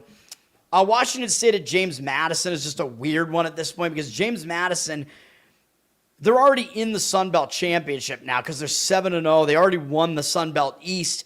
But now the thing is, James Madison, as a one-loss team, they could still make the playoff. So that's playoffs. I'm not going to play that drop again, but that's the thing. So JMU, they got to keep winning if they want to make the playoffs. They actually can't afford to lose. The game against Coastal Carolina coming up next week isn't going to matter as much now because they already have the 2-game lead over them. So it's not going to matter anymore because all they have to do is beat them to ensure that they're going to win the Sun Belt East. But that being said, JMU does actually need to beat Washington State here if they want to make the playoff, because they can actually make the playoff right now. So they got to do it. I think this game does actually still mean something. For Washington State, they're sitting at 5-5. They want to make the playoff, but they will have their revenge game at home against Oregon State coming up in the final week. They lost at Oregon State, which that was an opinion I gave out on the show, a lean. So they are going to have that coming up. So Washington State, I mean, yeah, ideally, I guess they would want to show up and try to win this game and spoil it for JMU. And Washington State, they have actually played well when they've gone east. They were really competitive against Ole Miss and Virginia on the road when they went east. But I think those teams just took Washington State for granted, though. I think those teams just didn't even show up pretty much because they were out of conference games. Like, they thought it was going to be easy or whatever. So I don't know how much we can really take away from that. It's still going to be a weird spot having to go east. As far as Washington State, the game next week matters more to them. I think the revenge in their orphaned Pac-2 conference there. So I think because JMU does still have playoff aspirations, I think the game actually means more to them. They're up from 13.5 to 14, 88% of the tickets, 91% of the cash on JMU. They're up to 14. I mean, I guess, oh man, laying the points with a low total of 43.5 is just so ugly, though. I mean, I guess I lean to laying the points with JMU, but I don't love it. It would be entirely just based off of the fact that they could still make the college football playoff. Missouri State, Kennesaw State for Justin here. They're both shitty offensive teams. You like the under in Washington State, James Madison. Yeah, the money is coming in on the under. I don't really have much of an opinion on it, but it's at 43.5. It's not really at a key number there right now. So, I mean, I'm not going to disagree with it, but Nevada and Wyoming, I'll talk about it, yeah. All right. Missouri State and Kennesaw State, and then I'll talk about Nevada, Wyoming. That game is not what I was planning on talking about. That is ugly. Missouri State, Kennesaw State I was going to talk about anyway because this game has implications in the Conference USA, man. These teams could still make the CUSA championship game. Big deal for both teams because Missouri State's new to the FBS this year. Kennesaw was new last year and had a really bad season last year. Now they're much, much improved this year. Oh, you like the under in Nevada, Wyoming? Yeah, those offenses are really bad. But they're not good in the other game that we were just talking about either, though. But yes, these teams, they're both going to be motivated here. Missouri State, they're coming off another win. They've won 5 games in a row. I thought it was a bad spot for them last week because they had upset Liberty the week before that, and they still got it done. And it was not misleading. They crushed UTEP. So Justin was correct about that. His team got that win there against UTEP. Not misleading at all. They won it. They beat them statistically pretty badly. Kennesaw coming off a loss, but that was a loss that broke a long win streak of theirs. They hadn't lost since week 1, I think, because I think they played in week 0 against Wake Forest. And then they lost to Indiana really badly, but they hadn't lost since then. They were undefeated in conference as well. And then Kennesaw lost to Jacksonville State. Jacksonville State, now the only undefeated left in the conference. Looking very likely Jacksonville State will make the conference championship now. That sets this up as a difficult spot for Kennesaw, man, because they just hadn't lost in so long. And that was a huge game that they got up for. And now that they lost that game, I know this is senior day for them, and I know they're still trying to make the playoff here. This is a big game. That Liberty up next is not going to make the conference championship anymore. I think I said playoff. I meant college. I meant the conference championship here because these teams are not going to be in the college football playoff. But yeah, it's going to be tough to turn around to bounce back up off the mat after that Jacksonville State game, man. Even though this is senior night, Liberty might matter a little bit less now, even though their name is still big just because they're not in contention anymore. Kennesaw is just sitting at 6.5. It's almost like the odds makers want you to lay the points with Kennesaw here, even though their record isn't that much better than Missouri. So I don't know if the public is totally biting on it. We have 51% of tickets on Missouri State, but 86% of the cash. So the money is on the Missouri State side, it looks like right now. And I actually agree with it. I think Kennesaw, it's going to be difficult, man, just the fact they haven't lost in so long. And that was a huge game that they're coming off of, even though both these teams are going to be motivated. I like, I lean to Missouri State in that one.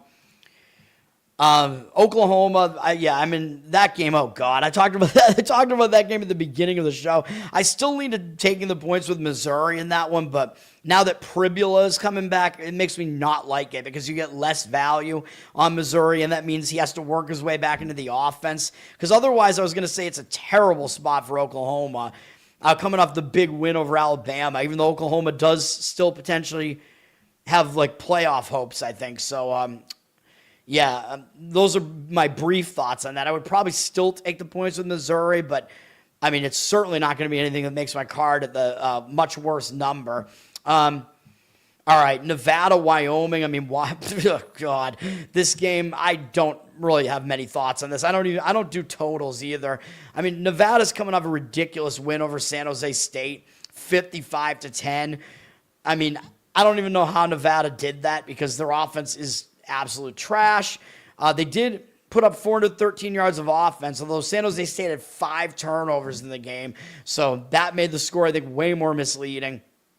It did break a long loss streak for Nevada, and that was their first win against an FBS team all season. So that might actually give them some confidence coming into this game against Wyoming. Although Nevada does have their huge rivalry against UNLV next, and that is, if they're going to focus on any remaining game, it's obviously going to be that one because Nevada's not going anywhere at this point. Wyoming, I mean, they would have to win out to get into a bowl, which is possible because they're hosting Nevada. They're going to go on the road to Hawaii, which is probably going to be difficult. Although I guess it is possible that Wyoming can still become bowl eligible. And this is their senior day, so I guess the game does mean more to Wyoming. Money is coming in against it. It's gone through the key number 7, down from 7.5 to 6.5. 70% of the tickets, only 68% of the cash on Wyoming. Very low total. It's off the key number of 41 to 40, though. So if you do like the under, I think you had to have gotten the 41. I mean, there is a difference there. 41 is a key number. So, and the money is saying to take the points with Nevada, but I don't really agree with that, although, except for the fact this is going to be, again, like you said, these are two really ugly offenses, so laying points is not really that desirable in a game like this. Sometimes Wyoming is a tough place to play, though, because it's, we're getting into the time of year where there could be snow and whatever, and it's in high elevation, although I don't know how highly elevated Reno is, even though I've been there. I'm not really sure. I mean, I don't really have many thoughts on the total there. Money's coming in on the over, it looks like. 69% of the tickets and 91% of the cash on the over. I don't think I really like an over either, though. I mean, those offenses are real bad, man. It's a suck fest. What other games do I really want to talk about? I mean, Toledo still has a chance to make the MAC championship, and I still think they're the best team in the MAC, although they're going to need help. But they're playing an awful Ball State team here. laying a ton of points. I mean, I would probably still lay it with Toledo, though, if I was going to play that one. Just kind of a quick thought on that game. Toledo looks like they're taking some of the money. It's up to that key number of 28, 80% of the tickets, 81% of the cash on them.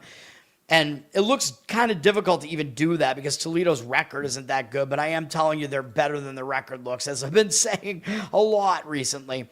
Marshall at App State. Marshall's sitting at 5-5. I think they're going to be pretty motivated, man, because this Marshall team was expected to be atrocious this year because the whole team left to go to Southern Miss after last year, and all the team left, so they had to drop out of their bowl game last year too, so they weren't in a bowl anymore last year. So it's going to mean something to this new Marshall team to make a bowl, I think, and they could do it if they win one of these last two games. So you're probably going to see them motivated. They're playing App State. What am I saying? App State, I think it's been kind of a down year for them. They can only get to a bowl if they win out. They just got crushed by JMU last week, and this is not their final home game either. So, yeah, I mean, let me see. How does this set up? I looked at this game earlier, and, I had some thoughts, but it wasn't anything I was like, yeah, I want to do this. But, yeah, App State, I mean, I guess it was embarrassing, to lose that badly to JMU. But JMU's really good, 58-10, and this App State offense has been really, really struggling. Marshall coming off a win over Georgia State, second straight road game, makes it a little bit difficult, third road game in 4 weeks. But again, I think they're motivated because it would mean something for them to make a bowl. Money is coming in on Marshall. I'll agree with it. 55% of tickets, 67% of the cash on Marshall, up from 3 to 4.5 there on that one. So I would agree with it, probably laying it with Marshall there, although obviously laying a 3 would have been a lot better than 4.5. What else do we have here to talk about?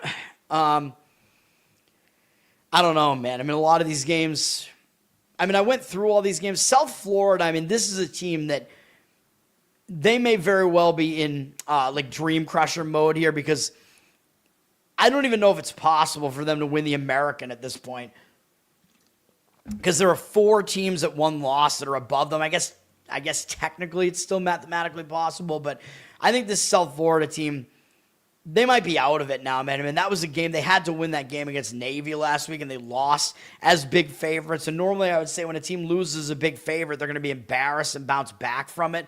But in this case, I don't know if they're going to bounce back from it, man. I think they're kind of a dead team now after that loss to Navy. They're going to UAB here, second straight road game. UAB doesn't have anything to really play for left, except this is their senior day. They lost bad last week against North Texas. So I think UAB will show up because it is senior day. It is against South Florida, who's been in, the playoff talks this year. So it makes more sense to look towards UAB in this one. Money is agreeing with that. South Florida up from 21 to 21.5. 62% of the tickets on South Florida, 65% of the cash on UAB. I agree with it. I would take the points with UAB if I was going to play it. I do think South Florida is probably in the dream crusher mode there. Anna, what's up? Thanks for hanging out. Okay. What else do we have here? Michigan State and Iowa. Iowa might be in a little bit of somewhat of a dream crusher as well, man, because they're not going to make the Big Ten championship anymore. They just had to go out to the Pacific Coast, and now they're coming off 2 huge performances against Oregon and USC. Almost able to win each of those games, and instead they lost both. Now they're pretty much done. They do already have bowl eligibility, so that's not going to be a factor. Nebraska up next, probably going to be a bigger game for them. They probably won't care about Michigan State very much. Michigan State's still looking for their first Big Ten victory, and they're just playing out the stretch, although they do have their senior day up next week against Maryland. I don't know. This is still technically Iowa's senior night here, so maybe they will show up for it for that reason, or senior day. I struggle to kind of see the motivation for Iowa here, though. It's a low total because, of course, it's Iowa. They're almost all defense, even though their offense is improved this year. Iowa's laying 17 points with a total of 42.5, though. I like to take the points when it's a high total. 76% of tickets, only 73% of the cash on Iowa. And again, flying back from the Pacific Coast, difficult as well. So I would take the points with Michigan State, although Michigan State has let me down more than once this year. So I don't want to deal with it. Duke at North Carolina, huge rivalry game here. Duke could be in a dream crusher here too, man. I mean, I guess they technically are not totally eliminated from getting into the ACC championship, but they almost are. I mean, they had to win that game pretty much against Virginia last week, and they took the loss. That's ugly, dude. Now they got to go on the road. I mean, they might still show up because it is North Carolina. It is a rivalry game. But North Carolina, I think, is probably going to be more motivated here because they've just had a bad season, but they can actually still make a bowl if they win these last two games here. And this is their senior day, and it's against Duke. They're coming off an ugly loss last week to Wake Forest, another North Carolina team, where I thought Wake was going to be in a bad spot there because Wake had played, I believe, a close game against Virginia the week before that. UNC did not do well in that game, although their defense, has been better recently. But yeah, I mean, I worry about the motivation for Duke, man. I mean, they might still show up because it's a rivalry, but that's kind of the only reason that I see Duke showing up. Duke up from 6.5 to 7, 51% of the tickets on Duke, 69% of the cash coming back on North Carolina. The money's coming in on UNC. I would agree with that. It's barely a road game. I mean, it still is, though.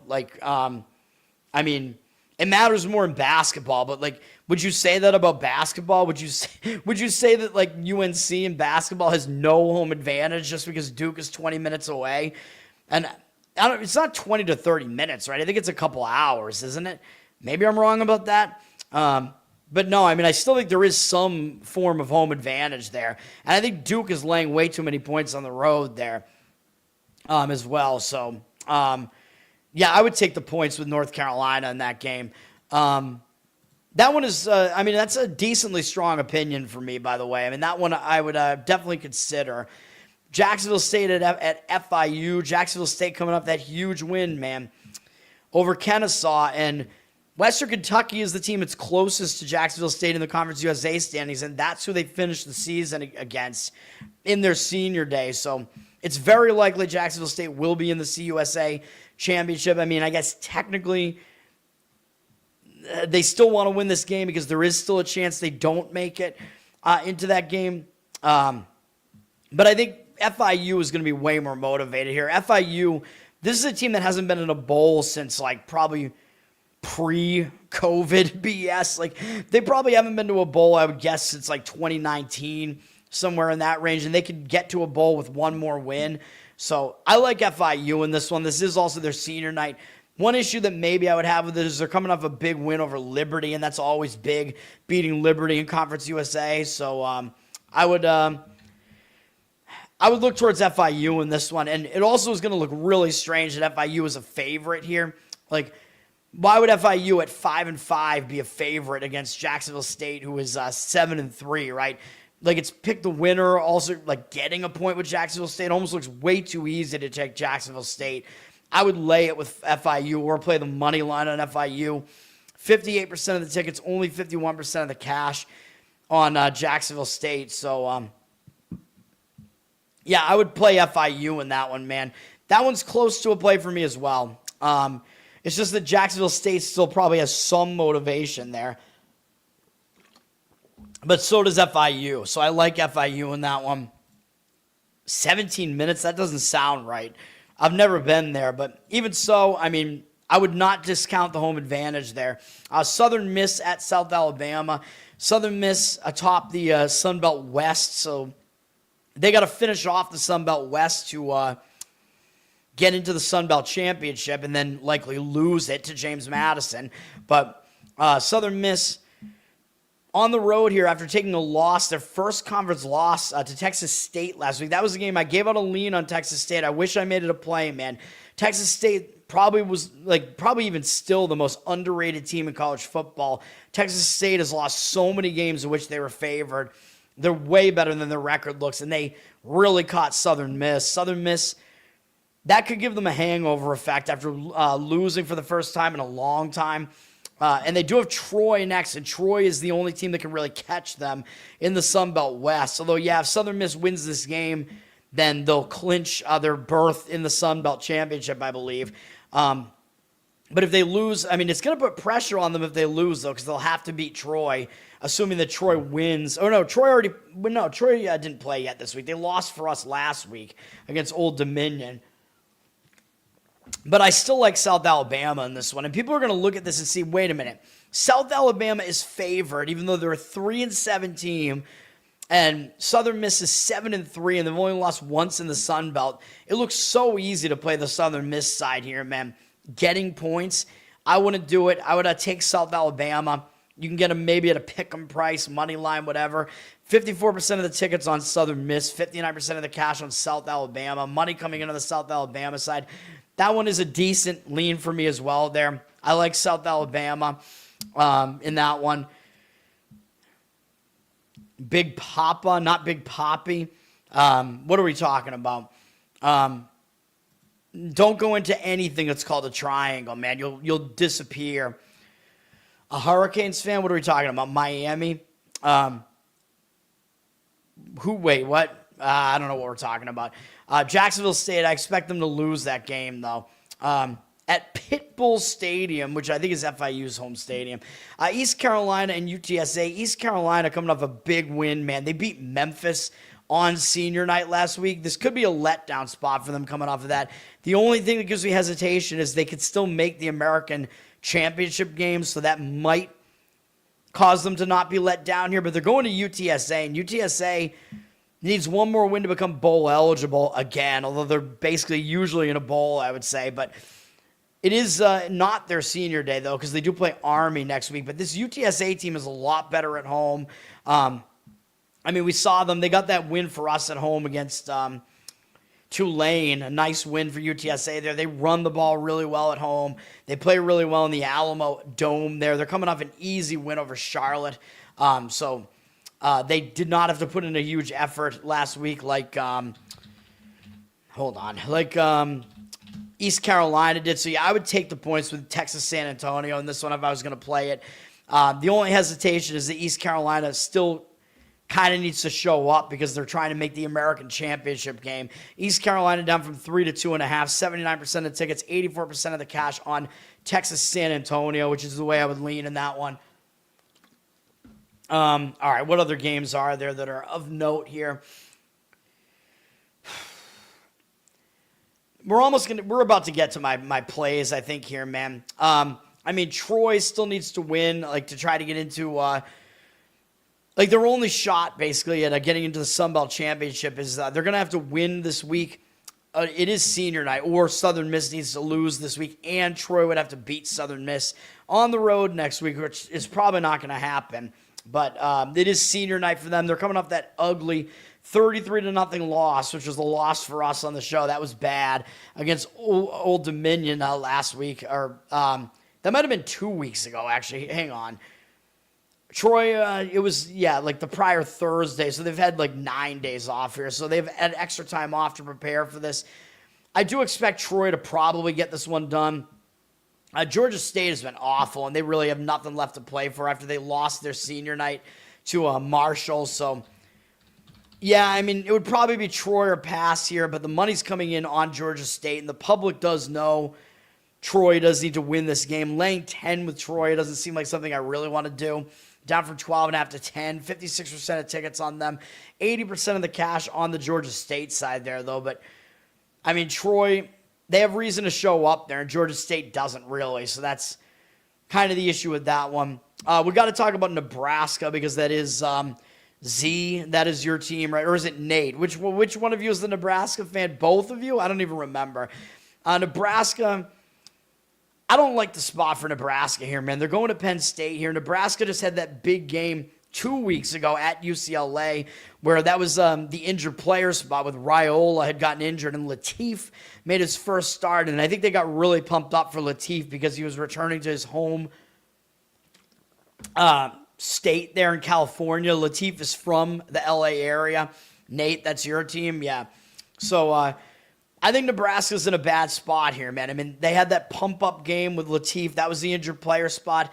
Now not only are they in the game off of the injured player spot, which I always talk about how there's usually a letdown of some kind after that because they played really well for that injured player And in this case, I think it's even more exacerbated because they had to go to the Pacific Coast. It was his hometown. Huge thing. They got the win.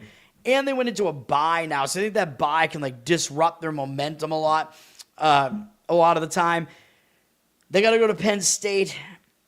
I mean, they might focus on it just because it is the name Penn State. They do have Iowa next, which is kind of considered to be that rivalry game in rivalry week.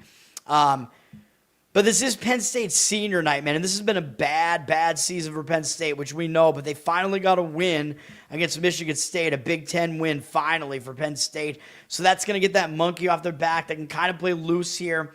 They can actually still make a bowl, although I don't think they really care about that because Penn State had championship aspirations this year, man. So I don't think they really care about making a bowl, but they could do it if they win the last 2 games, which is certainly possible.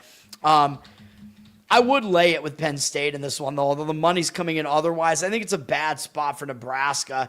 And for Nebraska, I mean, they're not going anywhere now. They got 3 conference losses, so they're in a bowl already. I don't really see where the motivation is going to come from other than the name Penn State. So Penn State down from 10 to 8, by the way. 54% of tickets, 70% of the cash coming in on Nebraska. Raiola's not coming back. So there's no real reason for that line to have dropped like that. So I don't know, man. It's going to look like the public's not really going to want, I would think they're not going to want Penn State because why would you want a 4-6 team with 1 conference win laying 8 points to a 7-3 team? It just looks totally bizarre for that to be the case, right? So very misleading looking spread there. I would lay it with Penn State if I was going to play that one. Zach, you're the Notre Dame fan and a Royals fan. All right, there you go. I'm all confused, man. I apologize. All right, New Mexico Air Force, because you guys asked me about this line here. Pretty simple explanation. Where is New Mexico? That's New Mexico State. I mean, I know where New Mexico is as a hold on. What the hell? I know where New Mexico is as a state, but yeah, the line's gone up from a pick'em to 3.5, but the money's coming back against them. 74% of the tickets, only 57% of the cash on New Mexico. The reason for the line move is Air Force's quarterback is hurt, and they don't even have a backup quarterback, basically. So Air Force, you might think, well, they don't need their quarterback because they run the football all the time because they're a service academy, but that's not true because the quarterback really dictates the offense. In the triple option, the quarterback's still a huge part of it. The quarterback also runs a lot. In the case with Air Force, they're actually throwing the ball a decent amount this year, too, and their quarterback going down, it's bad because their backup quarterback is literally a fullback. So I don't think they're going to be throwing the ball anymore, and I think the defense is going to know that they can just focus on the run. Air Force is just going to be running, man. This quarterback that they had not being there anymore, that's going to take away the air part of their game completely, man. New Mexico, I should have given it out as a play last week. I thought New Mexico becoming bowl eligible with a huge win over UNLV. That was a big deal for New Mexico because they haven't been to a bowl in a long time. So I thought it was a bad spot for them, letdown spot against Colorado State. I was correct. New Mexico didn't even come close to covering. They were 14-point favorites. Ugly game, only won 20-17. I just don't know what New Mexico's motivation is going to be here, man. Just like I said last week, New Mexico, I mean, I guess technically they can make the Mountain West title game, so I guess that's it. If a lot of things fall their way, I guess they could do that, which is insane to think about. But that's basically it. They do have San Diego State in their final game, which is going to be a bigger game. But for Air Force, they're going to become very one-dimensional, so I don't really want Air Force here. The Air Force is traveling back from having to go to UConn, though, so it's kind of a bad travel spot, having to travel back from UConn there. Zarko was their quarterback, and he's now hurt, man, so that's not good for them. Like I said, but coming back from the East, a little bit difficult for them too. Although this is going to be senior day for them, so maybe Air Force will show up for that reason. It looks like at the higher number, the money is coming in on Air Force because it is technically the injured player spot for Air Force, where maybe the team will step up their game, knowing that their quarterback is hurt. They'll come out with some effort in this game, so that is the concern if you try to fade Air Force here. So, that nice. I still think New Mexico might not be totally motivated there either, even though, yes, they could potentially make the conference championship, which Boise could still make it too, and they're playing Colorado State. Boise, I was wrong. One of you guys was on San Diego State last week. Saab, maybe. I don't know. I did not agree with it. It was an injured player spot for Boise. Boise, their offense is just awful without Madsen, man. I don't know what to tell you. It was bad. They lost to San Diego State. But Boise, I mean, they could still potentially make the Mountain West title game, man. I mean, they're not going to make the playoff or anything like that. But this is going to be their senior day. It's a much, much weaker opponent here in Colorado State. Colorado State did just play really well as a big underdog last week against New Mexico. Now, second straight road game, And then Colorado State does have Air Force next, which, by the way, I should have mentioned that when I talked about Air Force, too. That is a rivalry game because both teams are in Colorado. All right. But, yeah, in this game, I don't know, man. I mean, Boise's up from 17 to 17 with juice. 70% of tickets, only 66% of the cash on them. It's a low total at 45.5. I don't like laying points with a low total. The money is saying to fade Boise State, but I don't know, man. I might even lean towards laying the points with Boise in that game. I don't want to touch it at all, but, I mean, they might still come out with some motivation there just because of the way that thing sets up. And then we do have North Texas. They could potentially get into the college football playoff. They need to keep winning, and they're trying to make the American Championship as well. So they got to keep their foot on the gas. They're going to play Rice here. For North Texas, though, coming off another blowout win against UAB, though. So, I mean, I don't know, man. A second straight road game. Rice probably will show up because Rice could make a bowl, I think, for the first time in quite a while. I don't know. I'd have to go back and look. I don't remember when the last time they were at a bowl was. I think it's been quite a while. And this is senior day for Rice, so this does matter. You know they're going to show up against North Texas. And Rice, they're running this weird triple option thing, which North Texas, they've seen the triple option already this year, though, and they did beat Navy. So that's and beat Army as well. So they've beaten both of them, although they kind of struggled with Army. But Rice, I don't think they're as good at the triple option as those two teams, but at least North Texas has seen it before, so they won't be totally thrown off by it. Although, when you're an underdog at home and the fact that you run the football, that's not too bad. So I would still take the points with Rice. For all those reasons. 86% of tickets, 81% of the cash on North Texas, up from 17.5 to 18. I think Rice, I mean, with their triple option attack, they could potentially keep that game within reach. Western Kentucky and LSU is a very weird game because Western Kentucky, they don't need the game. I mean, it's insane to think that Western Kentucky might not show up when they're playing LSU, but they might not because they do have Jacksonville State next. And Western Kentucky, this is a non-conference game, so it doesn't affect their Conference USA standing. Their ability to win the Conference USA kind of comes down to next week against Jacksonville State, so there's a possibility that Western Kentucky just doesn't want to get themselves injured or do anything in this LSU game, which sounds insane, but that's true.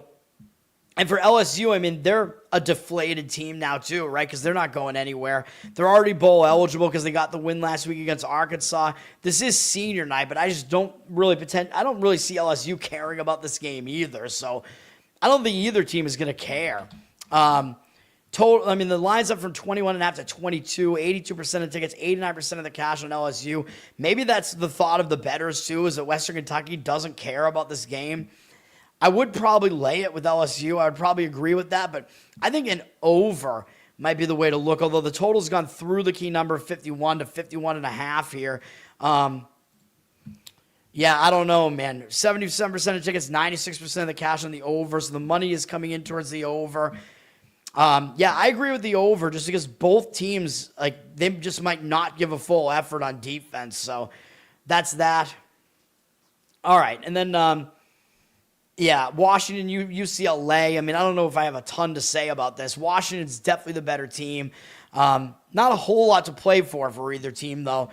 Washington having to travel now down to UCLA. And Washington does have Oregon next, which is the big rivalry game, the former Pac-12 rivalry that they had there. UCLA, this is senior night for them, though, but they are flying back from Ohio State, and they got blasted by Ohio State. Their rivalry game is next week against UCLA, so I don't know. It all depends on which team you think is going to have more. That's what we try to gauge motivation here, and I just don't know how to gauge the motivation in this one. I mean, if you think both teams might show up here, then maybe you want to lay it with Washington because they are the better team. They're laying 10.5 on the road. Now, it's up from the key number of 10, but it was already juiced above the 10. But, I mean, if you can find 10 still, I mean, that would probably be the way I would go. I don't think it's going to come back, though, because the public is on Washington, too. 71% of tickets, 81% of the cash, though. So it looks like public and the actual money all on the Washington side. Don't have a whole lot else to say about that, though. I mean, I'd lean to Washington slightly there, though. Fresno, I don't think they're this good, but they're in the mix for potentially getting into the Mountain West Championship. They're hosting Utah State here. It is their senior night, Fresno, it is. For Fresno, yeah, they're going to keep trying to win, man, because they're trying to get into the Mountain West Championship. But Utah State, it's going to be a big deal if they make a bowl first year with Bronco Mendenhall there, I think, because Utah State hasn't made a bowl for quite a while either, I don't think. And they could make one this year with one more win. So I think they're going to show up too. However, they're coming off a big game where they took UNLV to double OT last week and they fell short, lost the game. So it might be difficult to bounce back up off the mat after that, man. And they do have Boise at home to finish off the season in their senior night. But this is a more winnable game, though, because Fresno's just not that good. So Utah State might show up because of the bowl eligibility thing. Fresno's 2.5-point favorite here, almost 3. If you can get 3 on Utah State, I would consider taking the 3 with Utah State. 61% of the tickets on Fresno, but 62% of the cash on Utah State. So the money coming in on the Utah State side, I would agree with that. I agree with Utah State. I just don't think Fresno is that good, even though, yes, they're probably going to still show up because they're trying to make the championship game. But, yeah, a money line parlay with 3 or 2 teams. I mean, I recommend against parlays, like if you're actually trying to win money long term, because the books never give you like good enough odds on the parlays. But if you want to do it, for like recreational or whatever, oh man, a money line parlay, that's difficult because I wouldn't recommend like including some of my plays that I'm going to give out here because some of mine are huge underdogs. But I would say Kansas because it's a small line. You could, all right, I would do, let's do this. Florida International, put Florida International in it because they're right around a pick 'em. So you could do that. South Alabama and, man, Kansas, maybe, because I do like Kansas. I gave them out as one of my plays. Maybe those 3. Yeah, I don't know. I don't recommend parlaying anything, though, generally. Yeah, so Blazers and Bruins both hit. Yeah, so we started off real bad today with those 2 losses in college basketball, but I think every other game won. So I'll take it. If you got the best numbers on those 2 razor-thin edges there, those 2 basketball games. All right. San Jose State, San Diego State, because Saab, I think you have San Jose State here.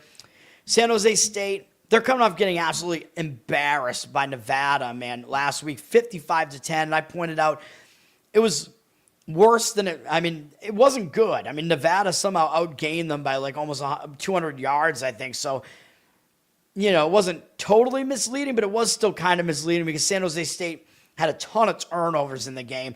It was just an embarrassing game, and it was the most embarrassing loss that they've had in quite some time. So I think they're going to show up. Maybe they're already looking ahead here, so I do lean to San Jose State in this one. I think they're going to show up. They're going to try to spoil the party for San Diego State. San Diego State is, of course, coming off a big win against Boise. That was a huge win. However, this is their senior night, and San Diego State, they are still trying to make the conference championship game, although they're the team in the best position to do so. But I don't know, man. It's going to be kind of difficult at New Mexico next week. So they do still want to win this game. So that's kind of my hesitation, is that it's senior night, and you're looking at a San Diego State team that still needs to keep winning to make sure that they make the conference title games. That's my hesitation with it, although I do still agree with taking the points with San Jose State.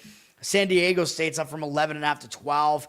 82% of tickets, 86% of the cash for now. But I do think if you take San Jose State, you're definitely fading the public. The public's not going to want anything to do with San Diego State. And they are more of a defensive team than an offensive team. So that makes it better to take the points against them as well. So, yep, that's what I would do. All right, let's do this. Best bets. I kind of want to go get water. I don't know if I want to leave you guys hanging, though. We've already given out Kansas. I'm going to give out 3 more plays here. The next one up is going to be, somebody already mentioned this, although they called them Delaware State. It's not Delaware State, it's Delaware. We're going to play Delaware plus the points. You can get 18 now. It's 17.5 here. 18, not really a huge difference, but we're going to fade Wake Forest here. First of all, Wake Forest, I mean, they're not good offensively. So you're asking, I mean, their offense is offensive to me, but you're asking this pretty weak Wake offense to cover this huge number. Right away, I don't like that. So I'm going to start looking towards taking the points. The total's down to 49.5, so you're taking double-digit points with a pretty low total. So I like that too because the points are worth more. I know we have 77% of tickets, 91% of the cash on Wake for now, but I think you might see those lines shift around a little bit, or those percentages, shift around a little bit by the time the game kicks off, because I think this spot is all Delaware, man, and this is on the ACC network if you really want to watch this game at noon Eastern.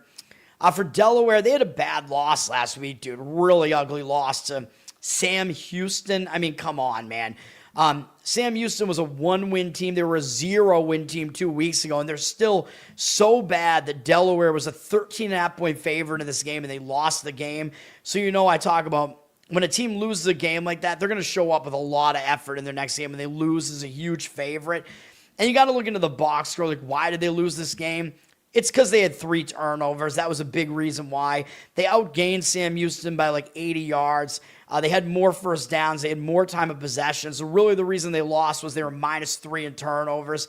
Sloppy play from Delaware. So that's definitely something you can correct. You can fix that. They're going to show up for a game against Wake. It's going to be a big game for them because it's an ACC team, man. Delaware, they played one other power conference team. I know they lost badly, but it was their second game of the year. It was their first FBS game. It was their first FBS versus FBS game because Delaware's new to FBS this year. And they had to go to high elevation to Colorado. That was bad. This is going to be an easier spot, man, because Delaware's just going down to North Carolina here. So I think that's better for them. They're going to get up for it. They're also a more experienced team now because they played an entire season, so they won't be intimidated at this point. And, they did already beat UConn right after the Colorado game, so that was a decent win for them against a team that's going to be in the bowls, UConn. For Delaware, this is going to mean something if they can become bowl eligible, man, because they'd have to petition to actually get in because they're in the transition period, technically, because they're new to FBS. But if they get 6 wins and there aren't enough bowl teams to fill the slots, they can petition the NCAA and they can still get into a bowl. So getting that 6th win is going to be big for them. So for that reason, I think they're going to show up. And for Wake, I think this is a bad spot for Wake as well on the other side of things. Wake, by the way, remember the other Conference USA team they played to start the season was Kennesaw, and Wake only beat them 10-9. So Wake has had some really ugly offensive performances, even against some much inferior teams. So now they're playing another team from that same conference. So that's not a good sign for Wake. Wake's offense has not been doing well, man. But look at what Wake is coming off of now. I just don't know if Wake really has a whole lot to play for at this point, man. Because they're already bowl eligible, which is big. They haven't been to a bowl for a while, but they already have 7 wins, so that's not in question anymore. And they're coming off 2 huge wins. They went on the road. They beat Virginia, who was ranked, and Virginia still in the mix to win the ACC here. That was a big win for Wake. And then what did they do last week? They played North Carolina, who they consider to be a bigger brother in the state of North Carolina. That was a big game for Wake. So that was one thing I didn't consider when I said that I leaned to North Carolina last week.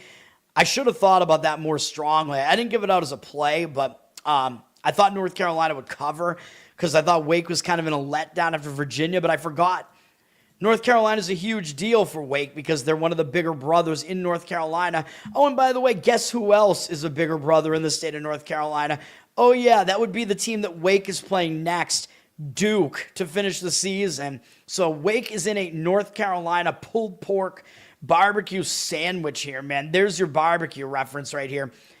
even though this is senior night for Wake, this is the one I talked about where I'm fading a team on senior night. This is one of the rare, or senior day because it's 12 p.m. So I think senior night, when it's night, it actually becomes more rowdy because everybody's drunk in the crowd. But when it's noon, I think the game actually becomes less crazy. But because they're facing a Conference USA team here, I just think they're not going to have full focus, man. Coming off all these big wins. Again, they can't make the ACC title game or anything like that.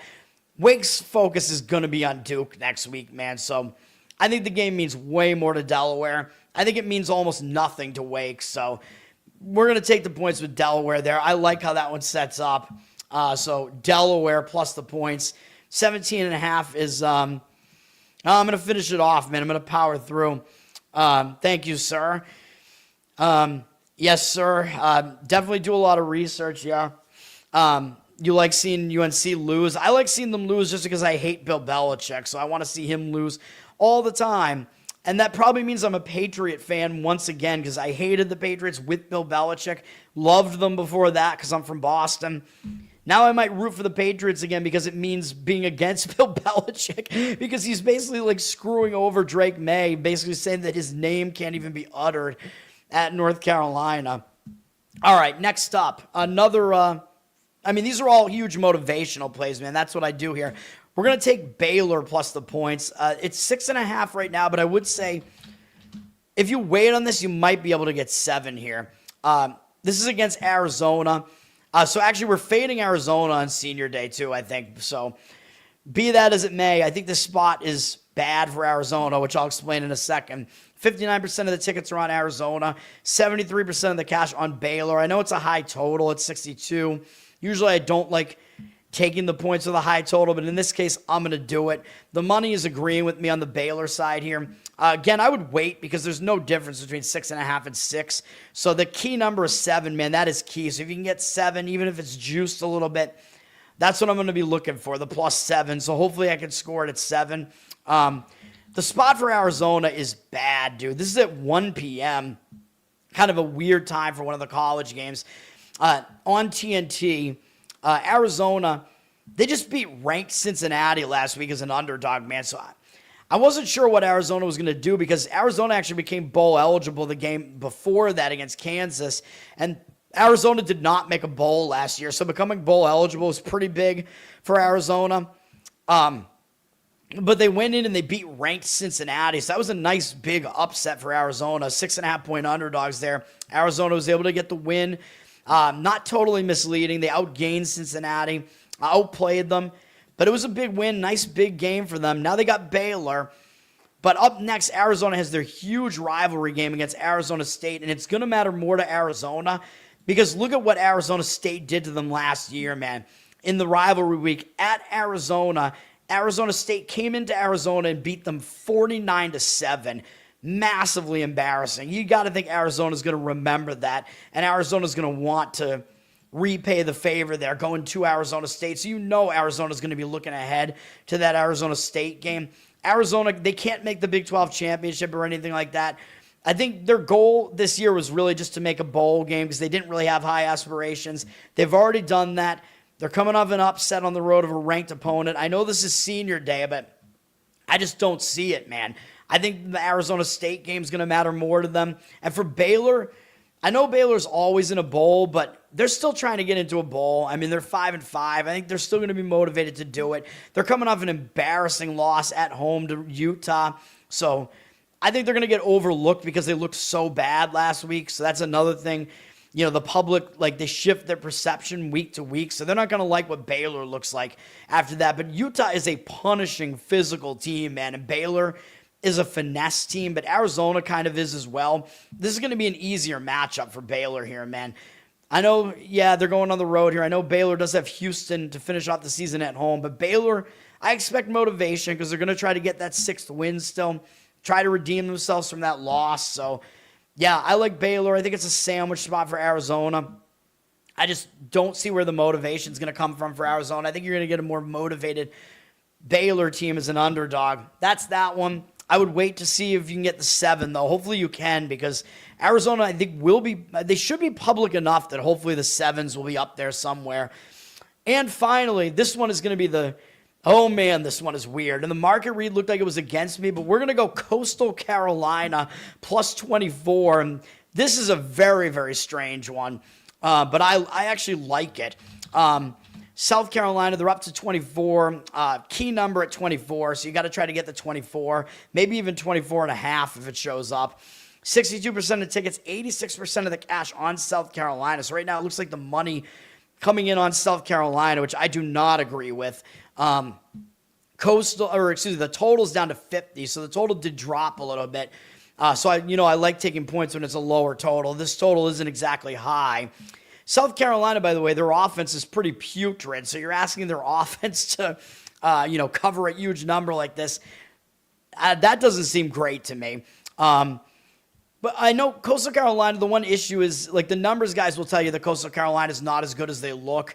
So, I mean, yeah, I agree with that. I've been saying that all season, that Coastal Carolina is not as good as they look. They're not the second best team, even in their division in the Sun Belt. But now this is a weird scenario, man, where Coastal Carolina, they're pretty much out of it now in the Sun Belt because they only have one more Sun Belt game left against James Madison, and they can't do anything now because they're 5-2. So even if James Madison loses and drops to 7-1, Coastal Carolina beating them next week, they could only become 6-2. You get what I'm saying? So JMU would still be ahead of them. So Coastal cannot catch them in the Sun Belt. So that's the thing. Coastal Carolina, that means what normally would be a huge game, Coastal's senior game against James Madison, that looked like it was going to be to determine the Sun Belt East, it doesn't anymore. So now I think the bigger game is Coastal Carolina playing in-state big brother South Carolina. I think Coastal Carolina is going to want to get up for this game instead. And I think the game against JMU is actually somewhat meaningless now because they can't overtake them anymore. As crazy as that sounds, Coastal is a little brother in the state of South Carolina. So I think they are going to want to show up for this game against South Carolina. Where, normally Coastal might take it a little bit more easily if they wanted to try to beat James Madison, but now I don't think that's going to, be what they're going to do. South Carolina, they're done. We know they're down the bottom of the SEC. They're not going anywhere. They can't even become bowl eligible now. But look at what South Carolina's coming off of, man. They just went to Texas A&M, who's ranked third in the country, still undefeated. And South Carolina all but had them dead. If you remember what happened in this game, South Carolina was beating Texas A&M 30-3 at halftime, and then they lost the game. This was a massive, massive performance of South Carolina, and they had Texas A&M completely on the ropes, and then they lost the game in the fourth quarter. And by the way, they were playing the entire fourth quarter down by 1 point, so they could have potentially still won the game, and they didn't do it. That's just brutal, man. Like, how does South Carolina get up after a game like that? Like, they treated that game like their Super Bowl. They thought they had the win. Everybody was writing Texas A&M off when they were losing 30-3 at halftime, and then South Carolina to lose that game. I mean, that is just crazy. Now, they got Coastal. Come on, man. Like, I don't think they're going to focus on Coastal at all. Next week, South Carolina does have their rivalry game against Clemson, even though Clemson might care about that game a little bit more because South Carolina did beat Clemson in that game last year. But still, that's a big game for both teams. I don't see South Carolina showing up here. This is a sandwich spot. It's a major hangover spot after what they did in that last game. Man, I think they're going to fall completely flat in this one. Game means way more to Coastal. I know Coastal's really bad and not as good as their record looks. I know Coastal's already bowl eligible. But, I mean, they're a team that makes the bowl. Like, recent years, they're in bowls more often than they're not.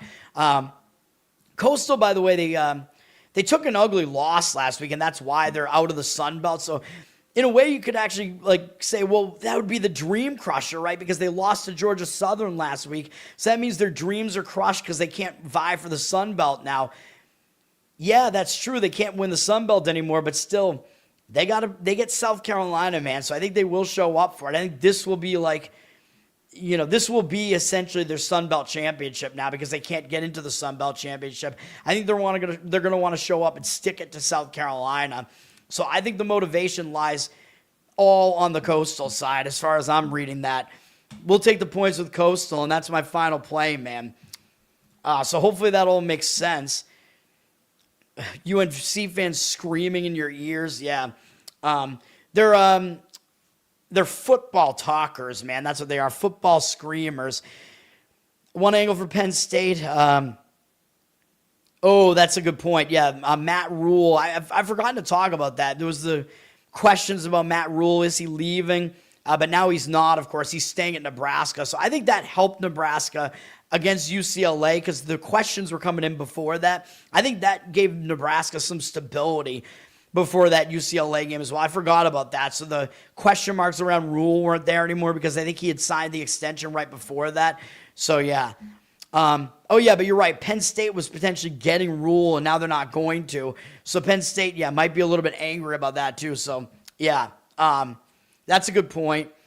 Saab, you like that as well? Yeah, South Carolina, terrible spot. I agree. And their game against Clemson, is that a neutral site game or is that a home game for them? Because then if it's a home game, that would be their senior day, and this game wouldn't be. Although, again, I don't know that they're going to show up against Coastal anyway. Let me see here. That game is at South Carolina against Clemson. So that's technically their senior night, basically, next week, too, in the rivalry week. So, yeah. Thank you, sir. Hopefully we get them. Let's do it. That's going to do it for me. And once again, the plays here. Man, it's always so late at the end of the show. We're going to do Delaware plus the 17.5. Kansas plus 3.5. Baylor, I said wait to see if you get the 7. You might be able to get the 7, even if you have to lay like minus 115 on it. It's such a key number. I probably would do that. Maybe even up to about minus 120. Still would probably do it at 6.5, though, but I think you'll probably be able to get the 7. I'll be watching the market, and, whatever the best I see out there, I'll put it in the description and score it at that. And then Coastal Carolina plus 24. That's going to do it. Thank you, sir. Thanks to you guys for all hanging out. The regulars, the newcomers, I appreciate it, man.